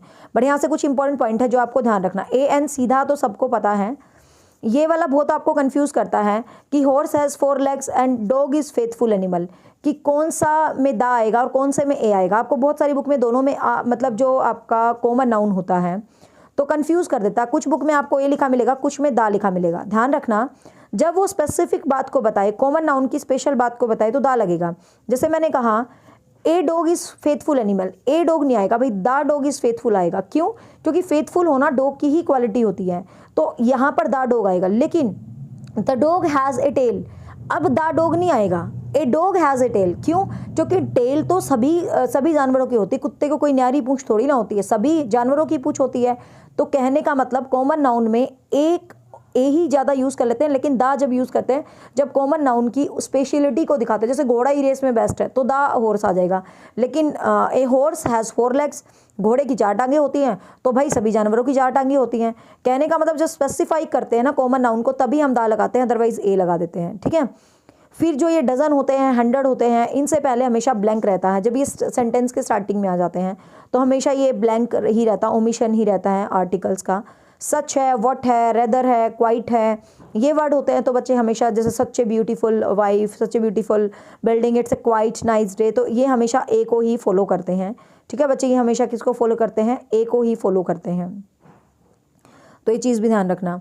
और आपको पता होगा जो ये होते हैं मटेरियल टाइप के नाउन, तो इनके आगे ब्लैंक होता है। जैसे मैं कहूँ अब्स्ट्रैक्ट नाउन है, मटेरियल नाउन है, ये बेसिकली ब्लैंक में जाते हैं। जैसे ही बॉट डैश इंक, उसने इंक खरीदी, कुछ भी नहीं आएगा, ध्यान रखना। उसने इंक खरीदी, कुछ नहीं आएगा। But he bought dash ink pot खरीदी, इंक पॉट मतलब शाही की दवात खरीदी, है ना, कोई चीज़ है वो तो वहाँ पर क्या आ जाएगा? An ink pot. तो ध्यान रखना वहाँ पर एन इंक पॉट आ जाएगा, बट इंक के आगे कोई आर्टिकल नहीं आएगा। राज इज इंटेलिजेंट, कोई आर्टिकल नहीं आएगा, ठीक है। तो ये चीज़ आप थोड़ी थोड़ी ध्यान रख लेना। बेसिकली जो ओमिशन है ये पूछे जाते हैं।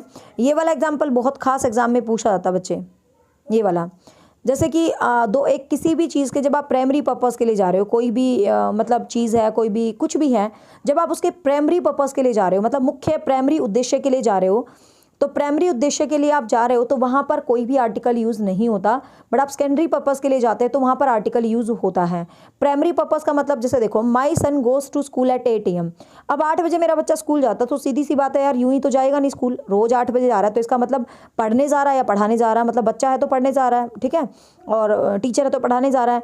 तो कहने का मतलब वो स्कूल के प्राइमरी पर्पस को यूज़ किया जा रहा है, तो वहाँ पर ब्लैंक आएगा, कोई आर्टिकल गिवन नहीं होता। But my grandfather went to the school, मेरे ग्रैंडफादर स्कूल गए, तो डेफिनेटली वो किसी से मिलने गए हैं। तो जब मेन पर्पस होता है तो हम आर्टिकल नहीं लगाते, बट सेकेंडरी पर्पस होता है तो हम द आर्टिकल को यूज़ करते हैं। वेरी वेरी इंपॉर्टेंट पूछा जाता है ये example. Raj went dash hospital to see Mohan, Raj Mohan को देखने हॉस्पिटल गया, तो द आ जाएगा। बट मैं कहूँ Raj injured and you simple the injured were taken dash hospital, अब इंजर्ड्स को हॉस्पिटल लेके जा रहा है, तो मतलब प्राइमरी पर्पस के लिए लेके जा रहा है, तो कोई भी आर्टिकल नहीं आएगा। आप रोज़ मंदिर जाते हो पूजा करने भगवान की, बहुत अच्छी बात है, ठीक है, तो कोई आर्टिकल नहीं आएगा। लेकिन आजकल दूसरे तरीके से भी लोग मंदिर जाते हैं घूमने फिरने के चक्कर में, तो भाई वहाँ पर द आर्टिकल आएगा, ठीक है। तो ये बहुत बार आता है। फिर आप कोई टी है, कॉफ़ी है, कोई पेय पदार्थ है, तो आर्टिकल नहीं यूज़ करेंगे। ब्रेकफास्ट है, डिनर है, लंच वर्ड है, तो आप आर्टिकल यूज़ नहीं करेंगे। लैंग्वेजेस के आगे भी आप आर्टिकल बेसिकली यूज़ नहीं करेंगे। जैसे English is an interesting language, तो इंग्लिश से आगे कोई आर्टिकल यूज़ नहीं होगा। बट ये इंग्लिश जब पीपल के लिए यूज़ हो, पीपल के लिए मतलब लोगों के लिए यूज़ हो, जैसे डैश मैं लिख दूँ इंग्लिश आर कनिंग, कुछ ऐसा लिख रही हूँ मैं, इंग्लिश आर कनिंग, मैंने कुछ ऐसा लिख दिया। अब यहाँ पर जो इंग्लिश की बात चल रही है, इंग्लिश पीपल की बात चल रही है, इंग्लिश आर कनिंग। अब भाषा तो कनिंग नहीं हो सकती, लोग ही कनिंग होंगे, कनिंग मतलब धृत धोखेबाज। तो यहाँ पर क्या आ जाएगा, द इंग्लिश। ठीक है, यहाँ पर क्या आ जाएगा भाई, द इंग्लिश आ जाएगा। ठीक है, तो ये चीज़ आपको ध्यान रखना है। तो लैंग्वेजेज है, जैसे हिंदी है, इंग्लिश है, संस्कृत है। ठीक है, तो ये चीज़ आपको ध्यान रखनी है। एब्स्ट्रैक्ट नाउन है, जैसे म्यूजिक है, लव है। ठीक है, इनके आगे नहीं आता। गेम वगैरह के आगे, फेस्टिवल्स वगैरह, दा तीज नहीं होता, तीज ही होता है, सिंपल। हॉबी, जैसे मैं कहूँ I like singing, I like the singing नहीं होता, ए सिंगिंग नहीं होता, आई लाइक सिंगिंग होता है, सिंपल। ठीक है ना। आप एब्स्ट्रैक्ट जो होते हैं, जैसे मटेरियल होते हैं, उनके आगे भी नहीं लगाते। जैसे आई बॉट गोल्ड, तो गोल्ड इज अ मटेरियल, कुछ भी नहीं आएगा। लेकिन यदि मैं कहूँ I bought A gold ring, अब मैंने गोल्ड नहीं खरीदा, मैंने अंगूठी खरीदी है, तो ए गोल्ड रिंग आ जाएगा। बट मैं कहूँ I bought dash gold of Russia, मैंने रशिया का सोना खरीदा, तो दा आ जाएगा। मीन्स चीज़ों को स्पेसिफिक करते हैं तो दा आ जाता है, अदरवाइज वो रहता है। ठीक है, तो ये कुछ रूल्स थे जो आप ध्यान रखेंगे भाई। अब प्रेपोजिशन की बात कर लेते हैं थोड़ा सा। नहीं, जो भी होगा नेक्स्ट टॉपिक सीक्वेंस में। हाँ, सब्जेक्ट वर्ब एग्रीमेंट की हम बात कर ही चुके हैं, उसी टाइप के जो उसमें रूल होते हैं वो इसके अंदर जो है बेसिक रूल होते हैं। एडजेक्टिव की बात कर लेते हैं। एडजेक्टिव आपको पता है क्वालिटी बहुत बार आता है भाई। एडजेक्टिव में जो मेन क्वेश्चन निकाला जाता है वो कहाँ से निकाला जाता है, ए फ्यू, द फ्यू, और वहाँ से क्वेश्चन जो है एग्जामिनर ज़्यादा निकालता है। मोस्टली क्वेश्चन आपके एग्जाम में यहीं से निकलेगा, फ्यू से, ए फ्यू से, द फ्यू से। क्या डिफरेंस होता है इनमें, सबका मतलब ही ना के बराबर होता है, मतलब बहुत कम होता है सबका। लेकिन फ्यू क्या होता है, जब चीज़ है ही नहीं, बिल्कुल है ही नहीं चीज़, तो फ्यू होता है। अब फ्यू और लिटिल, आपको ये ध्यान होना चाहिए, फ्यू काउंटेबल के लिए होता है, लिटिल अनकाउंटेबल के लिए होता है। तो लिटिल होता है जब कोई चीज़, मतलब फ्यू और little is the same thing. आपको चीज़ फाइंड आउट करना, मिल्क की बात कर रही है तो लिटिल आ जाएगा, मनी की बात कर रही है लिटिल आ जाएगा, बॉयज़ की बात कर ले फ्यू आ जाएगा। कहने का मतलब जो काउंटेबल है फ्यू यूज़ करेंगे, जो अनकाउंटेबल है हम लिटिल यूज़ करेंगे। ये तो रही एक सिंपल सी बात। ठीक है, अब बच्चे आपको यहाँ पर जो ध्यान से चीज़ देखनी है वो आप चीज़ को समझिए कि एक फ्यू है और एक लिटिल होता है। तो ये तो हम लगा लेंगे भाई, काउंटेबल आ गया तो फ्यू लगा लिया, अनकाउंटेबल आ गया तो लिटिल लगा लिया। लेकिन कहाँ लगेगा फ्यू, ए फ्यू और the few, don't be confuse. Few होता है जब एक चीज़ ना के बराबर है, चीज़ है ही नहीं, जिसमें मेरा काम ही नहीं चल सकता, फ्यू होता है। ए फ्यू क्या होता है, जब हमारे पास चीज़ होती है लेकिन उससे हमारा काम नहीं चल सकता, ए फ्यू होता है। द फ्यू क्या है, चीज़ तो अब भी थोड़ी है लेकिन जो है भाई सारी वही है, उससे हम काम चलाएंगे, मतलब जो है सारी वही है। एट द होल वाला सीन आए ना, I spent dash money that I had, जो मेरे पास था सारा खर्च दिया, तो जो था मैंने सारा खर्च दिया, तो द लिटिल आ जाएगा। ठीक है, बट मेरे पास है but I can't by the, मैं चीज़ें नहीं खरीद सकता। ठीक है, तो वहाँ पर ये वाला आ जाएगा, ए फ्यू वाला। तो ये चीज़ आपको ध्यान रखना। जैसे आई हैव मैनी बुक्स, अब मेरे पास बहुत सारी बुक्स हैं, तो मीन्स ये चीज़ आप क्या करेंगे, इसमें याद रखेंगे। तो इसके बहुत सारे एग्जांपल हैं, जैसे सिंपल सा है कि there is a little petrol in the गाड़ी में इतना पेट्रोल है मैं जा ही नहीं सकता, तो फ्यू आ जाएगा, लिटिल आ जाएगा। लेकिन गाड़ी में इतना पेट्रोल है कि भाई मेरा काम नहीं चल सकता, तो ए फ्यू आ जाएगा, ए लिटिल आ जाएगा। बट जो भी गाड़ी में पेट्रोल था सारा का सारा मैंने खर्च कर दिया, तो दा आ जाएगा। जैसे औरतों को बचाना चाहिए अपनी सेविंग्स में, तो सारा थोड़ी ना बचाएंगे और कुछ भी नहीं बचाएंगे, तो ए फ्यू आ जाएगा। ठीक है, तो मतलब इस टाइप से ये जो है सेंस आपको ध्यान रखनी है। वैसे मैंने इसको डिटेल में पढ़ा रखा है विद बहुत सारे एग्जाम्पल्स के साथ। ठीक है, देख लेना बेशक, क्वेश्चन यहाँ से कन्फर्म पूछा जाता है।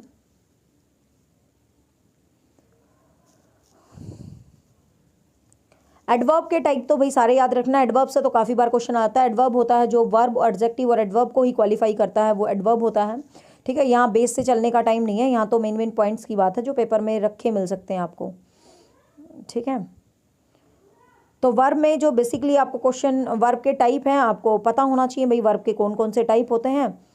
यहाँ से क्वेश्चन डाल सकता है और आपसे पूछ सकता है। जैसे एडवर्ब ऑफ टाइम, टाइम वाला एडवर्ब कौन सा होता है, जिसमें वैन वाला हो, मतलब टाइम को दिखा रखा हो। जैसे वैन वाली सेंस हो, जो टाइम वाली सेंस हो, वो होती है। जैसे कि my father came here yesterday, मेरे पापा कल आए, तो कल, ठीक है ना, टाइम को दिखा रखा है। ही कम्स हेयर डेली, वो यहाँ रोज़ आता है, तो टाइम को दिखा रखा है। ठीक है ना, जब टाइम जैसे कि सून है, यस्टरडे है, टुडे है, टुमारो है, डेली है, बिफोर है, तो ये टाइम को दिखाने वाले होते हैं।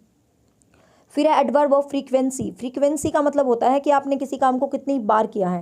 कहते हैं ना मैं मुश्किल से ये काम करता हूँ, मैं तो दिन में 4 बार करता हूँ, 2 बार करता हूँ, तो इन चीज़ के लिए होता है एडवर्ब ऑफ फ्रीक्वेंसी। इसमें जैसे ऑलवेज, हार्डली, समटाइम्स, यूजुअली, ये वाले जो है word, normally, rarely, frequently, just, already, seldom, ये वर्ड आते हैं। जैसे Rakesh always work hard, Rakesh हमेशा ही वर्क हार्ड करता है। Rajbir can never be late, I have not seen yet, तो मतलब इस टाइप से आता है। ठीक है, जब हम ये वाले वर्ड याद रख लेना आप, ओफन, वो फन, रेयरली, ये सब एडवर्ब ऑफ फ्रीक्वेंसी में आते हैं। फ्रीक्वेंसी मतलब कोई भी काम कितनी बार किया जाता है। फिर adverb of place, you all know well, place जो प्लेस को सिम्बोलाइज करता है that is adverb of place, here, there, up, down, looked. फिर है एडवर्ब ऑफ मैनर, मैनर भी बहुत बार पूछा जाता है भाई। मैनर क्या होता है, जब आप किसी काम का तरीका बताते हो, जैसे now I am teaching you fastly, मैं आपको तेज़ पढ़ा रही हूँ बिकॉज इट्स माई मजबूरी, मैं क्विकली पढ़ा रही हूँ, क्यों, क्योंकि एक क्विक रिवीजन है। अब भाई जो 40 घंटे में क्लास पढ़ी है उसको रिवाइज करवाना 1 घंटे से पहले पहले, तो it's also difficult task, but important चीज़ें आ जाएँ बहुत है, आपका एक ओवरव्यू क्लियर हो जाए। तो ही वॉक स्लोवली, रन फास्ट, आपको पता है ना, वो अच्छा लिखता है, वो क्विकली चलती है। जैसे ब्राइड ग्रूम्स बड़ी ग्रेसली चलती है, दुल्हन बड़ी ग्रेस से चलती है। अब तो टाइम चेंज हो गया, अब तो मेरा सैया सुपरस्टार अलग ही तरीके से आती है एंट्री। ठीक है, तो adverb of degree and adverb of quantity. तो डिग्री और क्वांटिटी का क्या मतलब होता है, कोई भी चीज़ आपने कितना कर लिया। जैसे मैं नहीं कहती हूँ ऑलमोस्ट मैंने अपना सिलेबस खत्म कर लिया 10 दिन पहले, तो जैसे हम नहीं कहते यार मैंने तो है ना लगभग 80% तैयारी कर ली, यार 50% मेरी तैयारी है, 100% मेरी तैयारी है। तो ये जो चीज़ होती है बच्चे, इसको हम बोलते हैं डिग्री या क्वांटिटी। जैसे राज इज़ टू केयरलेस, राज बहुत केयरलेस है। ठीक है, हीना इज़ क्वाइट वेल, हीना एकदम सही है, मतलब बिल्कुल सही है, वेरी इंटरेस्टिंग है, टू केयरलेस है, I have almost I have completed my work. तो इनको बोलते हैं एडवर्ब ऑफ क्वांटिटी या you can say adverb of degree. ठीक है, फिर affirmative and interrogative, affirmative adverb भी होता है सिंपल, जिसमें असर्शन होता है, श्योरली, ये वो इस टाइप से। इंटरोगेटिव एडवर्ब जब जिसमें कोई इंटरोगेशन हो, जैसे व्हेन विल राज पास, राज कब पास होगा, एंड ठीक है ना, how will you do this work. और एक रिलेटिव एडवर्ब भी होता है, जैसे I met the girl who return from the hospital, मैं लड़की से मिला जो हॉस्पिटल से आ रही थी।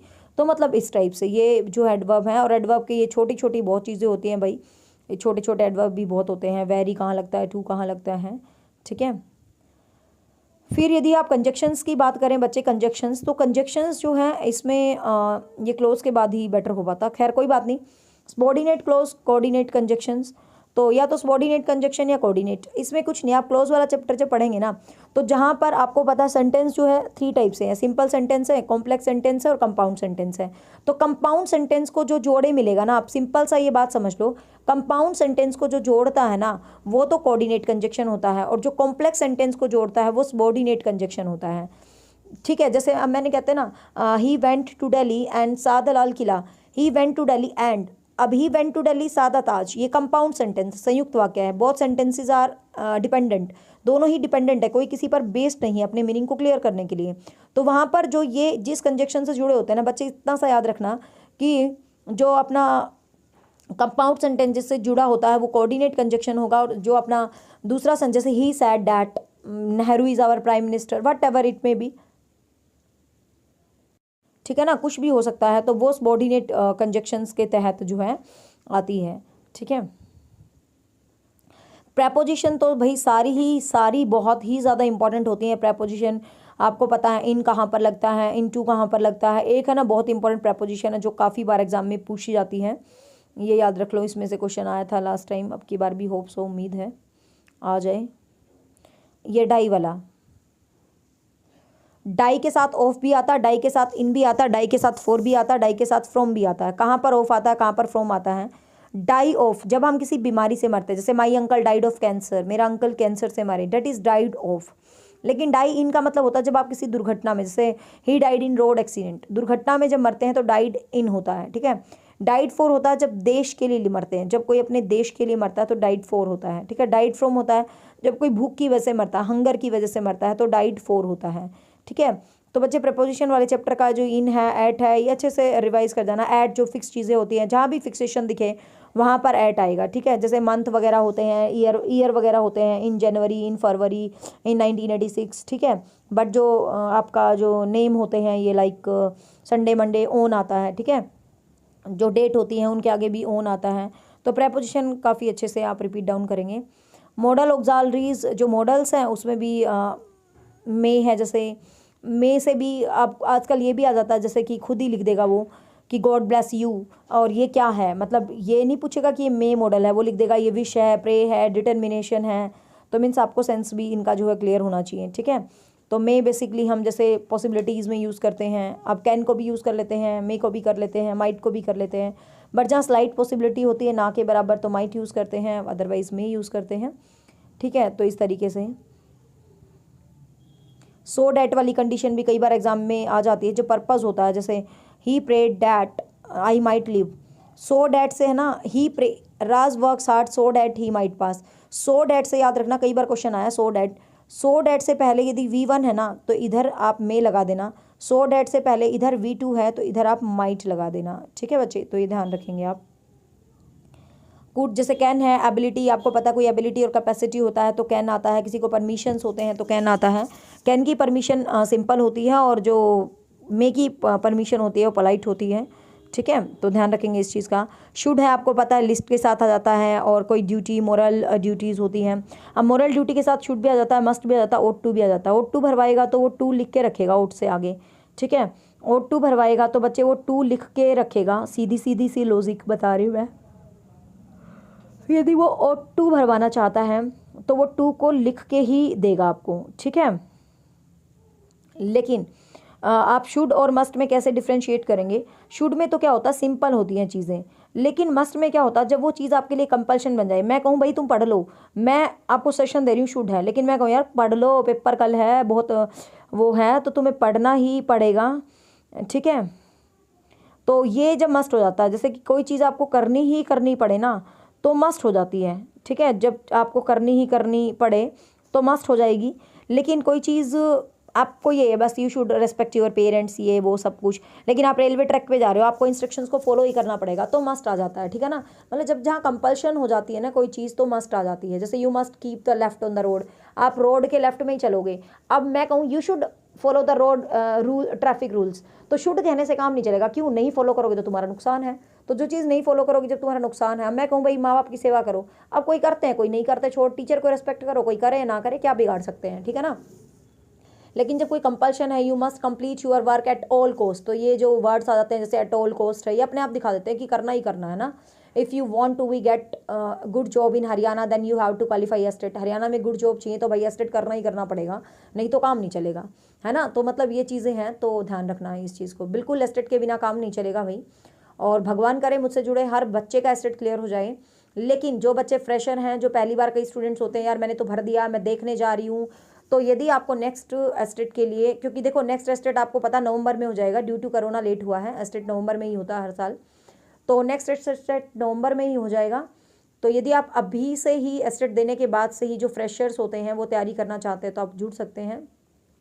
ऑनलाइन तो मैंने सब कुछ यूट्यूब पे करवा रखा है, और बाकी स्पेशल कोर्स के साथ जुड़ना चाहते हो जुड़ सकते हो 7015467794 पर कॉल करके। ठीक है ना, और अचीवर एकेडमी निशा शर्मा के नाम से ऐप भी आ जाएगा 5 जैन को, तो आप उस ऐप से मतलब अभी से एस्टेट की कोर्स करने लगोगे 6 महीने की वैलिडिटी के साथ, तो आपका इजीली जो है क्रैक आउट हो जाएगा नवंबर में, क्योंकि 6 महीने तक आप उस चीज़ को पढ़ोगे, प्रैक्टिस करोगे, तो दुनिया की कोई ताकत रोक थोड़ ना सकती है। ठीक है भाई, तो टू बी इसी सेंस में आते हैं, तो ये ध्यान रखना। यूज़ टू आपको पता है पास्ट के लिए कोई चीज़ जैसे कुछ होती थी, मतलब पास्ट की हैबिट है, जैसे आई यूज़ टू, मतलब बेसिकली नेगेटिव हैबिट के लिए आता है, क्योंकि वुड भी तो आ जाता है ना पास्ट की हैबिट्स के लिए। ठीक है ना, बट नेगेटिव हैबिट्स के लिए यूज़ टू आ जाता है। और वुड और यूज टू में क्या फ़र्क होता है? वुड बेसिकली जैसे मेरी दादी ये करती थी, मेरा मतलब किसी इंसानों की हैबिट्स को बताते हैं बेसिकली वुड से, और यूज टू से हम नेगेटिव हैबिट्स को ही बताते हैं। ठीक है ना, और रैदर वगैरह आ जाता है, कोई दो काम में कोई प्रायोरिटी की बात आ जाती है तो वुड आता है, जैसे I would rather die than beg, है ना, I would like coffee than tea. ठीक है ना, I would like psychology than English but I would like English literature than English grammar, मतलब बहुत सारी चीज़ें होती हैं। कहने का मतलब इफ़ ओनली वाला आ जाए, if only I would join, है ना, इफ़ ओनली वाला जब भी आ जाता है, इफ़ ओनली के बाद यदि कोई आएगा भाई, यदि आर आता है आपको पता होगा ना, if I were a king, if I were a king, जब भी अनफुलफिल्ड विशेज़ होती है ना बच्चे, इसमें हमेशा वर फॉलो होता है, ध्यान रखना, हेल्पिंग वर्ब, इफ़ आई वर। ठीक है ना, तो इनके साथ वर फॉलो होता है, लेकिन जब मोडाल्स की बात आई तो वुड जो है फॉलो होता है। और डेयर और वगैरह जो है need not, basically negative sentence में ज़्यादा इनको यूज़ करते हैं। ठीक है, अब बच्चे नॉन फाइनाइट वर्ब से तो हमेशा ही क्वेश्चन आता है। वर्ब जो है बेसिकली 2 टाइप, फाइनाइट वर्ब्स, वैसे तो बहुत डिटेल चैप्टर है, बहुत ज़्यादा, बट इसका मेन पॉइंट सुन लो जहाँ से क्वेश्चन डाला जाता है एग्जाम में। देखिए बेसिक इसका जो क्वेश्चन डाला जाता है बच्चे यहाँ से, finite verb and non finite. सबसे पहले तो ये समझना होता क्या है, वर्ब क्या होता है, you all know well, verb is a kind of activity, action, movement, verb होती है। तो वर्ब जो है finite and non finite two type से होता है। फाइनाइट वर्ब होती है the verb which is bounded with rules and regulation. जो वर्ब रूल्स और रेगुलेशंस के साथ बाउंड होती है वो फाइनाइट कहलाती है, और जो वर्ब बिना रूल रेगुलेशंस की होती है नॉन फाइनाइट। कैसे देखो, रूल रेगुलेशन से बाउंड होने का क्या मतलब है, जो नाउन के अकॉर्डिंग मतलब चेंज हो जाती है, नाउन वगैरह के अकॉर्डिंग। जैसे देखो युवराज प्लेस फुटबॉल, अब यहाँ पे युवराज है तो प्लेज हो गया, लेकिन मैं कहूँ आई प्ले, तो आई के साथ प्ले हो गया। तो जो वर्ब रूल रेगुलेशन से चेंज हो जाती है बच्चे, वो फाइनाइट वर्ब कहलाती है। Finite means which is bounded with rules and regulation. But non finites क्या होती है, जो बाउंडेड नहीं होती वो नॉन फाइनाइट होती है। जैसे आई लव्स कैंपेनिंग इन वुड्स, तो आई लव्स कैंपिंग इन वुड्स, आई लव्स, अब ये लव्स तो फाइनाइट वर्ब है, लेकिन जो कैंपिंग है ये नॉन फाइनाइट है। ठीक है, इसको कैसे भी लगा लो, ये चेंज नहीं होगी। ठीक है ना, तो जो वर्ब चेंज नहीं होती, बेसिकली जो फाइनाइट वर्ब होती है ना बच्चे, वो सब्जेक्ट के आसपास ही होती है, लेकिन जो नॉन फाइनाइट वर्ब होती है वो बिल्कुल सब्जेक्ट के टच में नहीं होती। पहली बात, सीधा सा लॉजिक बता रही हूँ मैं याद रखने के लिए। फिर आपको पता जो फाइनाइट वर्ब, जो नॉन फाइनाइट वर्ब होती है वो बेसिकली 3 टाइप से होते हैं, infinitive, gerund and participle. Infinitive 2 type से होते हैं, bare infinitive and to infinitive. Bare means होता है रहित, बेयर इन्फिनेटिव वो वर्ब होते हैं जो विदाउट टू के यूज होती हैं। ठीक है, जिनके साथ हम टू यूज नहीं करते, तो उन वर्ब को बेयर इन्फिनेटिव कहते हैं। जैसे इसमें ये वर्ड होते हैं make, feel, behold, help, need, not, let, see to नहीं होता कभी भी। ठीक है ना, हियर, वॉच, नोटिस, ये जो वर्ब हैं बिना टू के यूज होती हैं। और जो दूसरी वर्ब होती हैं जैसे एग्री है, एम है, अपीयर है, अरेंज है, बैन है, फोर्स है, इंटेंटेड है, एडवाइज है, मीन है, फॉरबिड है, टेल है, होप है, ऑर्डर है, ये जो है बेसिकली टू के साथ होती हैं। ठीक है, ये किसके साथ यूज होती हैं, टू, तो इनको हम टू इन्फिनेटिव बोल देते हैं। अब यहाँ से जो क्वेश्चन आता है ना बच्चे, नॉन फाइनाइट में यहाँ से क्वेश्चन डालते हैं एग्जाम में जीरंड और पार्टिसिपल से। ठीक है, इन दो को अच्छे से समझ लीजिए, जीरंड और पार्टिसिपल से क्वेश्चन डालते हैं, क्योंकि जीरंड भी V1 प्लस ING होता है और पार्टिसिपल भी V1 प्लस ING होता है। You know what's the difference. जो जीरंड होता है ना, 3-4 बातें याद रखो। जीरंड एक नाउन की फॉर्म में काम करता है, पार्टिसिपल एक एडजेक्टिव की फॉर्म में काम करता है। ठीक है, जीरंड में वर्क बेसिकली चलता नहीं होता है, work is not moving, but participle में वर्क बेसिकली मूविंग होता है। ठीक है, जैसे, और जीरंड में मैक्सिमम बता रही हूँ, 100% नहीं, 99% कि जीरंड में नाने की साउंड आती है और पार्टिसिपल में तातेती की साउंड आती है वर्ब के साथ। जैसे मैं एक एग्जांपल लिख देती हूँ, जैसे mister Rohila likes teaching, mister Rohila को टीचिंग पसंद है, छोड़ो mister Rohila, Nisha Sharma likes teaching. ठीक है, आई जस्ट लव टीचिंग। अब ये जो टीचिंग है, अब टीचिंग इज़ अ जीरंड, क्यों, मुझे पढ़ाना पसंद है, आई एम जस्ट सेइंग मुझे पढ़ाना पसंद है, मैं पढ़ा तो नहीं रही, चलो अब तो पढ़ा रही हूँ, बट जब हम अपनी जनरल बात आते हैं नाउन की तरह एक्ट करा, मुझे पढ़ाना पसंद है। आई लाइक कुकिंग, मुझे कुकिंग पसंद है, मुझे तो पता नहीं क्या क्या पसंद है, छोड़ो, लंबी सी लाइन लग जाएगी। ठीक है, तो मेरा कहने का मतलब, जैसे स्विमिंग इज़ गुड एक्सरसाइज, जो फ्रेजेस काइंड होते हैं, स्विमिंग इज़ गुड एक्सरसाइज, तो we are not swimming at that time, smoking is injurious to health, ये बेसिकली जीरंड होते हैं। ठीक है ना, प्रेपोजिशन के बाद जब भी आते हैं ना बच्चे, वो भी जीरंड होते हैं। जैसे I was fined for coming late, I was fined for coming late, मुझे लेट आने के लिए फाइन लगा। ठीक है, तो मतलब ये नहीं है कि मैं अभी लेट आया अभी फाइन लगा, तो मीन्स आपको ये याद रखना है, प्रेपोजिशन के बाद जब भी ING मिले तो वो जीरंड ही होगा, वो प्रेजेंट पार्टिसिपल नहीं होगा। ठीक है, ये जो वर्ड होते हैं जैसे कि वर्थ है, बिजी है, इट इज़ नो यूज़ है, इनके बाद भी हमेशा जीरंड होता है। The children can't help weeping, the children can not help weeping. ठीक है, I feel like taking, Taj Mahal is worth watching. ठीक है, इस टाइप से। तो इनके बाद जो ये वर्ड है ना, वर्ड याद रखना, वर्थ, फील, लाइक, इनके बाद हमेशा जीरंड होता है। पार्टिसिपल में क्या फ़र्क होता है, ध्यान से देखो। प्रेजेंट पार्टिसिपल में देखो, you are cooking the food, तुम खाना बना रही हो, you are cooking the food. जैसे पिछली बार पेपर में आया था, we the audience, AUDIENC, the audience cheered participating, PARTICIPTING, जो भी है, पार्टिसिपेटिंग कैंडिडेट्स। पार्टिसिपेटिंग को अंडरलाइन किया था और पूछा गया था ये क्या है। The audience cheered participating candidates, audience cheer कर रही है पार्टिसिपेट करते हुए कैंडिडेट को। इट मीन्स क्या हुआ कि कैंडिडेट्स कैसे हैं, पार्टिसिपेट कर रहे हैं, मतलब क्वालिफाई कर रखा है। जब ING एडजेक्टिव की फॉर्म में हो, क्वालिफाइड हो, तो वो हमेशा प्रेजेंट पार्टिसिपल होती है। और मतलब पार्टिसिपेट करते हुए, तो तातेती वाली जो साउंड बेसिकली आ जाती है। ठीक है, और पास्ट पार्टिसिपल तो आपको पता ही है, V3 होता है भाई पास्ट पार्टिसिपल में। तो V3 जैसे आई सा ए ब्रोकन लॉक, आई सा ए ब्रोकन लॉक। अब मैंने टूटा हुआ ताला देखा, ताला कैसे था, ब्रोकन, मतलब टूटा हुआ, ब्रोकन क्वालिफाइड कर दिया ताले को। जब V3 को क्वालिफाई कर रखा हो तो वो पास्ट पार्टिसिपल होता है, ठीक है। और परफेक्ट पार्टिसिपल तो यू ऑल नो वेल, जब दो सब्जेक्ट होते हैं, मतलब दो क्रियाएं होती हैं और एक क्रिया के बाद दूसरी होगी, जैसे having pass 12th I got the job, having pass tested you got the job. तो having pass 12th I got the job, तो हैविंग पास्ट पहले वाली में हैविंग प्लस V3 लगता है और दूसरे वाले में क्या लगता है भाई, दूसरे वाली क्रिया में V2 लगता है सीधा, ठीक है। दूसरे वाली में क्या लगता है, V2 लगता है। तो ये चीज़ आप वर्ब में बेसिकली ध्यान रखेंगे। फिर एक्टिव वॉइस पैसिव वॉइस तो भाई पूरे डिटेल से ही पढ़ाने के, और मैंने पूरे डिटेल से पढ़ा रखे, क्योंकि इनको समझाने लगूंगी तो ये ऐसे तो समझाने की चीज़ें नहीं है, ये तो मतलब स्टैंडर्ड से एक एक रूल समझाना पड़ेगा। और एक्टिव वॉइस पैसिव वॉइस मैंने यूट्यूब पे भी करवाया था, तो इसमें एक वर्ड में बीइंग लगाना भूल गई थी, तो बहुत सारे बच्चे बेचारे दुखी हो जाते हैं कि मैडम को कुछ आता नहीं है और बीइंग नहीं लगाया, बट वो बाय मिस्टेक मुझसे रह गया था। जब मैं कॉन्टिन्यूस के सेंटेंस को बिल्कुल अच्छे से समझा रही थी कि कॉन्टिन्यूस है, ING हटेगा तो बीइंग ज़रूर लगेगा, ठीक है। कईयों को डाउट हो जाता है, डेट्स इंपॉर्टेंट थिंग, बट कई पॉइंट आउट करते हैं अरे कल नहीं है क्या, बीइंग तो लगाया नहीं, सेंटेंस बना रही है। तो भाई मैंने ऊपर 3 सेंटेंस बनाए, 2 में बीइंग लगाया, एक में बीइंग नहीं लिखा गया, तो वो कॉमन सेंस है कि मतलब कॉन्टिन्यूस है तो उसके साथ बीइंग लगेगा। तो ये मैंने जो वीडियो यूट्यूब पर है उसमें ये फॉल्ट था, तो please correct it's my fault, so I am going to correct this fault. मेरे चैनल पे एक वीडियो है एक्टिव वॉइस पैसिव वॉइस की, उसमें मैंने एक जगह बीइंग नहीं लगाया था, सॉरी फॉर डैट, ठीक है। तो भाई ये तो पूरा बड़ा सा चैप्टर है, इसको मैं स्किप कर देती हूँ। इसमें ये वाला देख लो, इंपेरेटिव सेंटेंसेस वाला कई बार आ जाते हैं, लेट वाले। लेट इनको बनाने का क्या होता है, जैसे इंपेरेटिव सेंटेंस कौन से होते हैं, जिनमें सब्जेक्ट नहीं होता, जिसमें कोई ऑर्डर होती है, कमांड होती है, कोई सब्जेक्ट नहीं होता, तो उसको हम इंपेरेटिव बोलते हैं। जैसे open the door, obey the elders, please post the letters, ठीक है। तो ओपन द डोर, तो इनको हम पता कैसे बनाते हैं, लेट लगा के, लेट फिर जो पीछे वाला आगे ले आओ, द डोर फिर बी लगा दो, बस let the door be open, ठीक है। इसको ऐसे बना सकते हैं, the door should be open, एक ही बात है, बट लेट वाला ही एग्जाम्पल में ज़्यादा मिलता है एग्जाम में। लेट लगाओ, फिर ऑब्जेक्ट को आगे लगाओ, फिर बी लगाओ और फिर V3 लगाओ, ठीक है। तो मीन्स ये बेसिकली आप ध्यान रखना। और ये जो भी आए ना, जैसे प्लीज़, काइंडली, तो you are requested to, as it is sentence को चिपका दो इनके पीछे, ठीक है ना। कुछ भी इस टाइप का है ना, इंपेरेटिव में एडवाइस है, कुछ भी है, तो जो सेंस आए उसके पीछे जाके सेंटेंस को एज इट इज चिपका दो, ठीक है भाई। तो वॉइस नरेशन इसी टाइप से है। अब टेंस है, टेंस तो बचपन से आज तक आप पढ़ रहे हो। टेंस में क्या ध्यान रखना है भाई, जब टेंस में जो प्रेजेंट टेंस है, आपको पता है यूनिवर्सल ट्रूथ होती हैं, हैबिट्स होती हैं। प्रेजेंट टेंस में हमेशा यूनिवर्सल ट्रूथ और हैबिट होती हैं, ठीक है, ये हमेशा प्रेजेंट टेंस में होती है।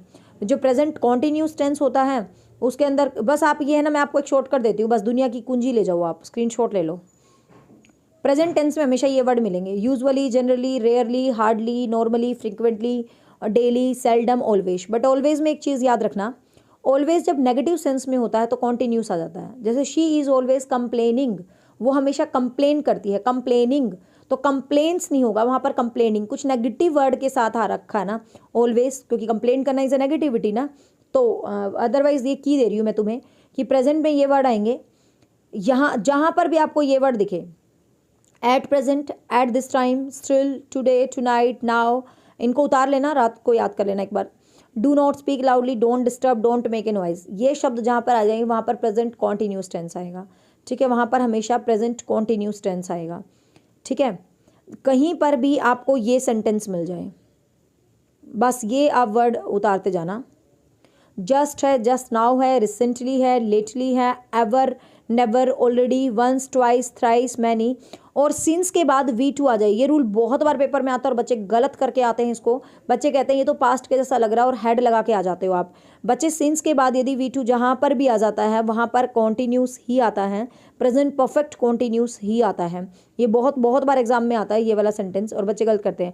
जैसे 10 ईयर, कल शायद मुझसे किसी ने पूछा भी था, 10 year filling in the blank since I met, तो सिंस के जस्ट बाद जब V2 का कॉम्बिनेशन आ जाता है तो इधर वाले में हमेशा प्रेजेंट परफेक्ट आता है। प्रेजेंट परफेक्ट मतलब हैव प्लस V3, ठीक है, तो ये ध्यान रखना। अब प्रेजेंट परफेक्ट कॉन्टिन्यूस और पास्ट परफेक्ट कॉन्टिन्यूस का एक शॉर्टकट बताती हूँ, जिंदगी में गलत नहीं करोगे। सबको पता है यहाँ पर सिंस और फॉर आता है, ठीक है। सिंस जब आता है जब हमारे पास टाइम फिक्स है, हमें पता है कि वो 10 घंटे से पढ़ रहा, 2 घंटे से पढ़ रहा, जब फिक्स ड्यूरेशन होती है ना तो सिंस लगाते हैं। But when we are not sure about the time, कि सुबह से बारिश हो रही है, मुझे क्या पता भाई कब हुई थी सुबह से, तो फॉर लगा देते हैं जब फिक्सेशन नहीं होता। अब यहाँ पर एक बिल्कुल शॉर्टकट बताती हूँ, कोई रूल मत रटो।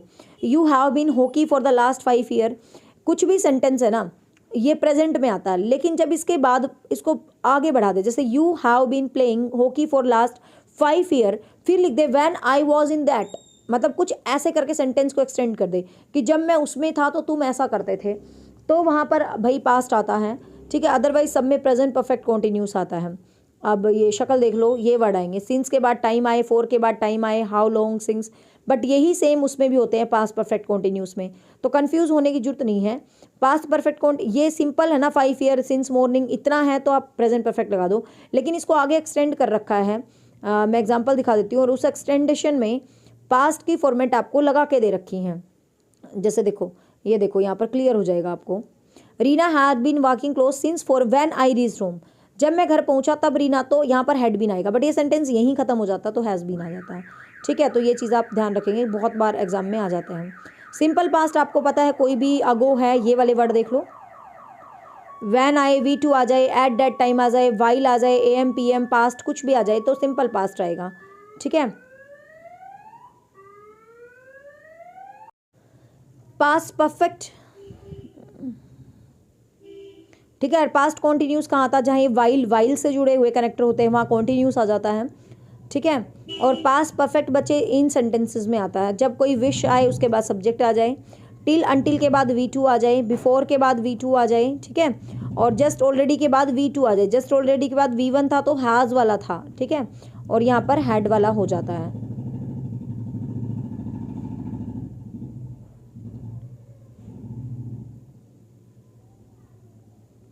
नेक्स्ट जो नरेशन है, नरेशन तो बहुत वाइड टॉपिक है, ये तो बहुत डीप समझना होता है, it's not make for quick revision. Question tag में भली बात ही कई बार समझा चुकी हूँ, क्वेश्चन टैग अच्छे से कर लेना।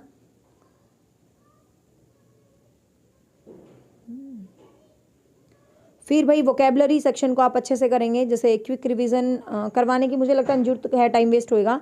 एक प्लेलिस्ट बना रखी है मैंने अलग से, जिसके अंदर इंग्लिश वोकेबलरी है, KVS एस्टेट सबके लिए, तो TGT और PGT इंग्लिश वाले वो प्लेलिस्ट जरूर देख के जाएंगे, इंग्लिश वोकेबलरी वाली। मैं 1000 बार बोलती हूँ, वोकेबलरी से क्वेश्चन जरूर आएगा, जरूर आएगा, जरूर आएगा, जो मेरी प्लेलिस्ट है उससे बाहर नहीं आएगा। एक क्लोजेज वाला चैप्टर भी आता है, बहुत इंपॉर्टेंट, वो बता देती हूँ, आप उसमें बहुत ज़्यादा कन्फ्यूज रहते हो भाई। 1 मिनट, क्लोजेज वाला टॉपिक है, I just make you that clear. हाँ, ये इंग्लिश वोकेबलरी देखो, ये वाली प्लेलिस्ट है, ये यूट्यूब पर ओपन है सबके लिए, ये वाली प्लेलिस्ट आपको भी मिल जाएगी बच्चे। ये रही English vocab for KVS DSSB estate, इस प्लेलिस्ट को जरूर रिवाइज करके जाएंगे, TGT और PGT इंग्लिश वाले बच्चे तो खासकर, इसमें से 100% जो है क्वेश्चन आएगा, ठीक है, ध्यान रखना है इस चीज़ को आपको। अब है ना एक क्लोजेज वाला टॉपिक है वो, और मैं आपको बता देती हूँ, मैंने यहीं रखी थी PDF, पता नहीं कहाँ है, 1 सेकेंड बच्चे, ये मैंने अपनी एक फ़ाइल बना रखी, इसमें ये लोगो है भाई, देख लो, मेरी अकेडमी का है, बनवाया है अभी, ऐप आने वाला है 5 तारीख से, उस ऐप पे यही लोगो लगेगा, ठीक है। You can take the screenshot of this logo if you love me and my academy. So आप इसको कभी कभी लगा सकते हो, अपनी फ़ोटो पे शेयर कर सकते हो यदि चाहो तो, कोई कंपल्शन नहीं है। अरे यार कहाँ गई, हाँ, एक फ्रेजल वर्ब आते हैं भाई, फ्रेजल वर्ब भी ज़रूर रिवाइज करके जाएंगे, ठीक है ना। फ्रेजल वर्ब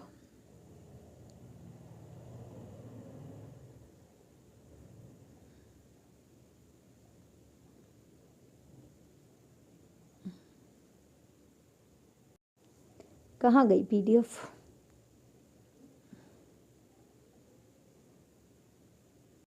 हाँ, एक ये वाला है चैप्टर जो आपको बहुत ज़्यादा कंफ्यूज करता है, क्लोजेज एंड देयर फंक्शन, इसको भी मैं इन शॉर्ट बिल्कुल बता देती हूँ आपको, क्लोजेज एंड देयर फंक्शन वाले को, ठीक है भाई। इसमें पहले तो आपको सेंटेंसेस पता होना चाहिए, सेंटेंस और क्लोज होता ही क्या है ये समझ लो।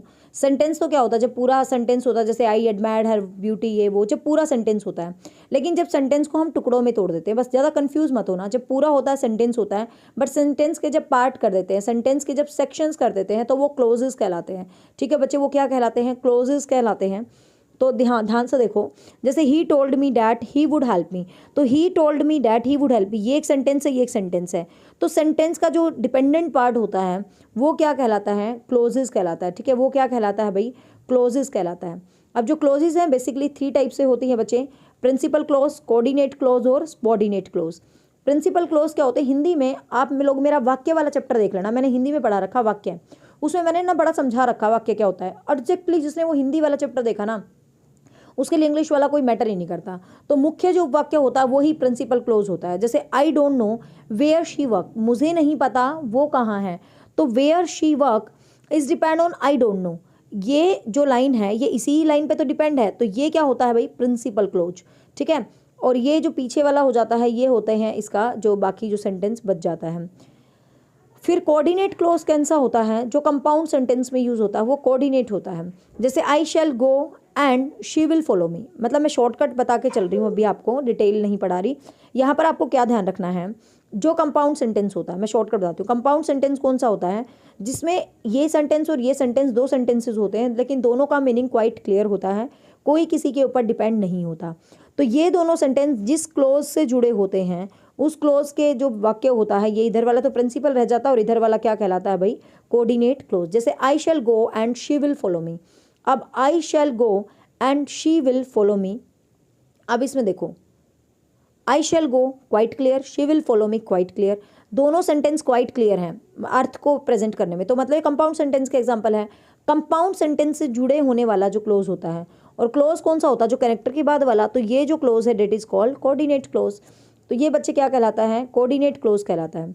सबऑर्डिनेट क्लोज क्या कहलाता है, जब एक दूसरे पर डिपेंड हो, जिसको आप मिश्रित वाक्य बोलते हैं हिंदी में, और इंग्लिश में बोलते हैं कॉम्प्लेक्स सेंटेंस। जैसे I asked her why she was shouting, मैंने पूछा तुम क्यों शाउट कर रहे थे। अब ये देखो, ये इसकी ही बात पर तो ये चीज़ निर्धारित है, मतलब दोनों सेंटेंस इंडिपेंडेंट तो नहीं हुए, एक डिपेंड है तो डिपेंडेंट क्लोज है। लेकिन ये कैसी है भाई, सबऑर्डिनेट। जब आपकी क्लोज डिपेंडेंट होती है तो सबऑर्डिनेट क्लोज होती है। जब आपकी क्लोज सबऑर्डिनेट, कहते हैं ना यार तू मेरा सबऑर्डिनेट है, मुझे तेरा सहारा चाहिए, तो जब सहारा होता है तो सबऑर्डिनेट क्लोज होती है, लेकिन जब सहारा नहीं होता तो कोऑर्डिनेट क्लोज होती है। सीधा सीधा सा लॉजिक है, ठीक है भाई। फिर सेंटेंस के आप टाइप कर लेना। सिंपल सेंटेंस आपको पता ही है, जिसमें एक सब्जेक्ट होता है और एक फाइनाइट वर्ब होता है। कंपाउंड सेंटेंस जिसमें दोनों एक स्वतंत्र होते हैं। कॉम्प्लेक्स जिसमें एक सेंटेंस दूसरे पर डिपेंड होता है, ठीक है। अब जो बेसिकली क्लोज हैं वो 3 टाइप से होती हैं स्टार्टिंग में, noun close, adjective close and adverb close. Noun close, adjective close and adverb. Noun होती है जो संज्ञा उपवाक्य बोलते हैं हिंदी में, विशेषण उपवाक्य और एडवर्ब। सीधी सी बात है, जब ये क्लोज नाउन की तरह बिहेव करे तो नाउन क्लोज है, जब ये क्लोज एडजेक्टिव की तरह बिहेव करे तो एडजेक्टिव क्लोज है, जब ये क्लोज एडवर्ब की तरह बिहेव करे तो एडवर्ब क्लोज है। और ये सबऑर्डिनेट क्लोज होती हैं, मतलब सबऑर्डिनेट की ही ये क्या होते हैं भाई, पार्ट होते हैं, ठीक है। जैसे देखो, ही told me that he was not at fault, what लगाकर जिसका आंसर आता है ना बच्चे, वो नाउन क्लोज होती है। जैसे ही टोल्ड मी डैट, अपनी क्रिया से पूछो उसने मुझे क्या बोला, तो he was not at fault ये बोला, तो ये क्या हो गई, नाउन क्लोज। जो वट का आंसर देती है वो क्या होती है, नाउन क्लोज, ठीक है। जो वट का आंसर देती है तो वो क्या होती है बच्चे, नाउन क्लोज। एडजेक्टिव क्लोज कौन सी होती है, जिसमें कोई एडजेक्टिव हो। जैसे देखो, she is the girl who had made mischief, clear दिख रहा है शी इज द गर्ल, ये वो लड़की है जिसने गलती करी, क्वालिफाई कर रखा। वैसे भी हु, हुम, इनसे जो कनेक्टेड होती है वो आपकी एडजेक्टिव क्लोज होती है। सबसे मेन होती है एग्जाम में जो आती है, that is your adverb clause, ठीक है। एडवर्ब आपको पता है जो कि क्रिया विशेषण है, ये है जो पेपर में क्वेश्चन आता है 120%। एडवर्ब क्लोज ऑफ टाइम होती है, purpose, manner, condition, comparison, place, cause, accent और रिजल्ट। अब एडवर्ब क्लोज ऑफ टाइम मतलब जो टाइम को शो करे, जिसमें टाइम बता रखा हो। जैसे all stood up when the chief minister केम, सभी खड़े हो गए जब चीफ मिनिस्टर आया, तो when the chief minister came it's the close of time, क्योंकि जब चीफ मिनिस्टर आया वो टाइम है, जब पेशेंट मरा वो टाइम है, ठीक है ना। प्लेस, जो प्लेस को दिखाती हैं, जैसे वेयर एवर शी गोज, जहाँ भी वो जाती है, कहीं भी जाओ, ऊपर नीचे आए, सब प्लेस के लिए होगा। मेन समझो। जैसे पर्पज़ है, यहाँ पर जहाँ कन्फ्यूज़ होते हो, जहाँ आपको सो डेट वगैरह लिखा मिले, जब पर्पज़ हो किसी चीज़ का, देखो we work hard so that we may pass, हम मेहनत कर रहे हैं ताकि हम पास हो जाए, हम मेहनत कर रहे हैं ताकि हम पास हो जाए, मैं पढ़ा रही हूँ ताकि आप पास हो जाओ, ठीक है। तो we work hard so that we may pass, तो यहाँ पर सो डेट है, आप सेंस लगाना, कुछ भी रूल मत रट के जाओ कि भाई मेरा पढ़ने का उद्देश्य है मेरा पास होना, तो बस it's adverb clause of purpose. Reason क्या होगा, जब कोई कारण होगा। जैसे she failed because she wasted her time, वो फेल हो गई क्योंकि उसने अपना टाइम वेस्ट करा। वो फेल क्यों हुई, क्योंकि उसने टाइम वेस्ट किया, तो उसके फेल होने का कारण क्या था, टाइम वेस्ट करना। सेंटेंस को समझो, सेंस को समझो, 4 ऑप्शंस पे जाओ बच्चे, कभी भी ये क्लोज जो हवा है आपका गलत नहीं होगा, उस सेंस को आप यदि एनालाइज करेंगे तो, ठीक है। मैनर तो आपको पता है, तरीका बताता है, as you sow you shall reap, जैसा बोओगे वैसा काटोगे, जैसा करोगे वैसा भरोगे, ठीक है ना। एक्सटेंट का मतलब विस्तृत करना होता है, ये खास नहीं पूछा जाता है। As far as I think she will betray you, not important. Condition, जब जिसमें कोई कंडीशन होती है, if he had informed me I would help, यदि इन्फॉर्म कर देती तो मैं हेल्प कर देती। तो आपको पता है इफ़ आ जाता है कंडीशन में तो वैसे ही दिख जाती है, जो कंडीशन होती है वो क्लियर विजिबल हो जाती है, ठीक है ना। रिजल्ट, जब किसी चीज़ का रिजल्ट है, जैसे देखो ही सो वीक, अब यहाँ के बच्चे कंफ्यूज होते हैं, मैडम डैट तो यहाँ भी आ गया, डैट तो वहाँ भी आ गया था, लेकिन उद्देश्य आपको अलग दिखेगा। मैं मेहनत करती हूँ इसलिए मैं सक्सेस हो जाऊँ, मैं वीडियोस बनाती हूँ ताकि आप सब लोग मुझे जानो, सब लोग मतलब अपने फ्रेंड सर्कल को बताओ, सबको पता चले भाई निशा मैम पढ़ाती है, मैं इसलिए वीडियो बनाती हूँ। तो he so weak that he can not move about, तो वो इतना वीक है कि वो मूव नहीं कर सकता। अब ध्यान से देखो, अब आप कहोगे मैम वीक होने का कारण है, लेकिन नहीं बच्चा, वीक होने का रिजल्ट है कि वो मूव नहीं कर पा रहा, ठीक है ना। जब कोई बात किसी दूसरे का रिजल्ट निकाल दे तो रिजल्ट हो जाता है, कोई कारण है तो रीज़न हो जाता है, ठीक है, अलग ही दिख जाता है सेंटेंस। कंपैरिजन तो आपको पता है, जब कंपैरिजन हो, you are so wise as she smart, तो कंपैरिजन है, कॉन्ट्रास्ट है, ठीक है। कॉन्ट्रास्ट होता है जब अपोजिट चीज़ है, आल्दो ही इज़ रिच, वो रिच है लेकिन वो प्राउड ही नहीं है, तो कॉन्ट्रास्ट होता है, जैसे रिच कहते हैं भाई प्राउड ही होते हैं, लाइक जो कॉन्ट्रास्ट होते हैं, ठीक है बच्चे।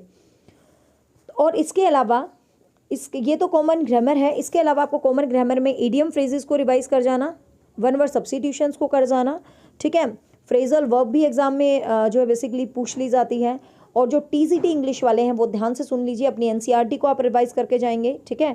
एनसीईआरटी के बिना नहीं होता, मैं 1000 बार कह के थक चुकी हूँ, एनसीईआरटी जरूर रिवाइज करके जाएं, ठीक है। 6 to 8 ही कर जाएं बस टीजीटी इंग्लिश वाले students. And moreover the most important thing that always comes in your exam, that is figure of speech। बच्चे फिगर ऑफ स्पीच से तो 3 4 क्वेश्चन मिलेंगे कॉमन इंग्लिश में भी। फिगर ऑफ स्पीच मैंने 2 पार्ट में यूट्यूब पर करवा रखा, पार्ट 1 पार्ट 2 इवन पार्ट 3 में उसके एग्जाम्पल भी करवा रखे हैं। कोई भी टीजीटी पीजीटी इंग्लिश का बच्चा है वो फिगर ऑफ स्पीच को देखे बिना ना जाए, ठीक है भाई। तो ये सभी चीज़ें आप ज़रूर करके जाएंगे, फ्रेजल वर्ब को ज़रूर करके जाएंगे, सभी चीज़ें आप ज़रूर पढ़ेंगे। एंड होप सो आपको ये मेरी क्विक रिवीजन अच्छी लगी हो, उम्मीद करती हूँ आपके लिए हेल्पफुल तो ज़रूर रहेगी, चाहे जैसी भी लगी होगी, बट इससे क्वेश्चन एग्जाम में कंफर्म आने वाला बच्चे 120%। और 5 जन से हम नए बैचेस को स्टार्ट करने जा रहे हैं, मूव ऑन करने जा रहे हैं। हर एक चीज़ आपको बहुत सफिशिएंटली, अब यही इंग्लिश है जो मैंने आपको रिवाइज करवाई, यही इंग्लिश 35+ लेक्चर्स में मैंने करवाई थी, पूरा एक चीज़। सो होप सो गाइज आपको अच्छी लगे वीडियो। सो मुझे कमेंट करके बता देना भाई, आपके लिए हेल्पफुल रहेगी। और बेस्ट ऑफ लक, पेपर बहुत अच्छा करके जाना। नए बैचेस स्टार्टेड होंगे, यदि आपको ज्वाइन करने हैं तो आप कॉन्टेक्ट कर सकते हैं। 5 जनवरी से मेरा ऐप भी आ जाएगा अचीवर अकेडमी निशा शर्मा के नाम से प्ले स्टोर पर, वहाँ आपको बहुत सारी फ्री चीज़ें भी अवेल करवाऊंगी। साथ में यूट्यूब पे तो पढ़ाते ही रहेंगे, और साथ में जिनको सीरियस हैं, जो करियर को लेकर, और जिनको एडवांस पढ़ के कुछ कामयाब होना होता है, वो साइड बाय साइड बैच भी ज्वाइन कर सकते हैं। और यूट्यूब पे तो मैं हुई। So bye bye, take care, have a nice day, thank you so much and best of luck.